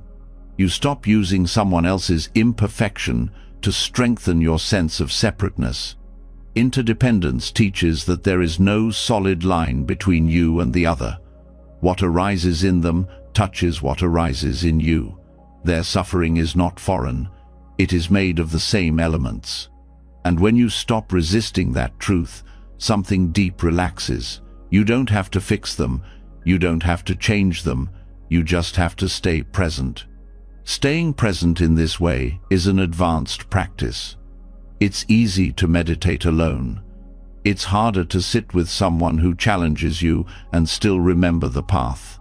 But that is where the most profound insights often emerge, not in quiet, but in relationship, not in agreement, but in honesty. And honesty means seeing others as they are, not as you need them to be. It means dropping the fantasy that anyone will complete your sense of peace. It means realizing that the peace you seek comes not from having better people around you, but from letting go of the illusion of separateness between you and the ones who are already there. This letting go is not erasure, it's connection. It's seeing yourself not as a fixed self in a fixed world, but as a part of something fluid, changing, interdependent. A field of life, learning to meet itself through every moment of contact. Every person becomes a mirror, not because they reflect who you are on the surface, but because they show you where your attachments live, where your expectations still rule, where your love still has conditions. And in seeing this, you have the chance to open a little more, to meet the mirror with softness instead of reaction. And in that meeting, you begin to dissolve the illusion of the separate self, not through theory, but through lived experience, through the way you forgive, through the way you pause, through the way you stay. This is not easy, but it is liberating, because the more you allow others to be imperfect, the more space you create for your own humanity. And in that shared space, awakening is no longer a private project. It becomes a shared unfolding. And in that unfolding, nothing is outside the path. Not even the people you once believed didn't belong there.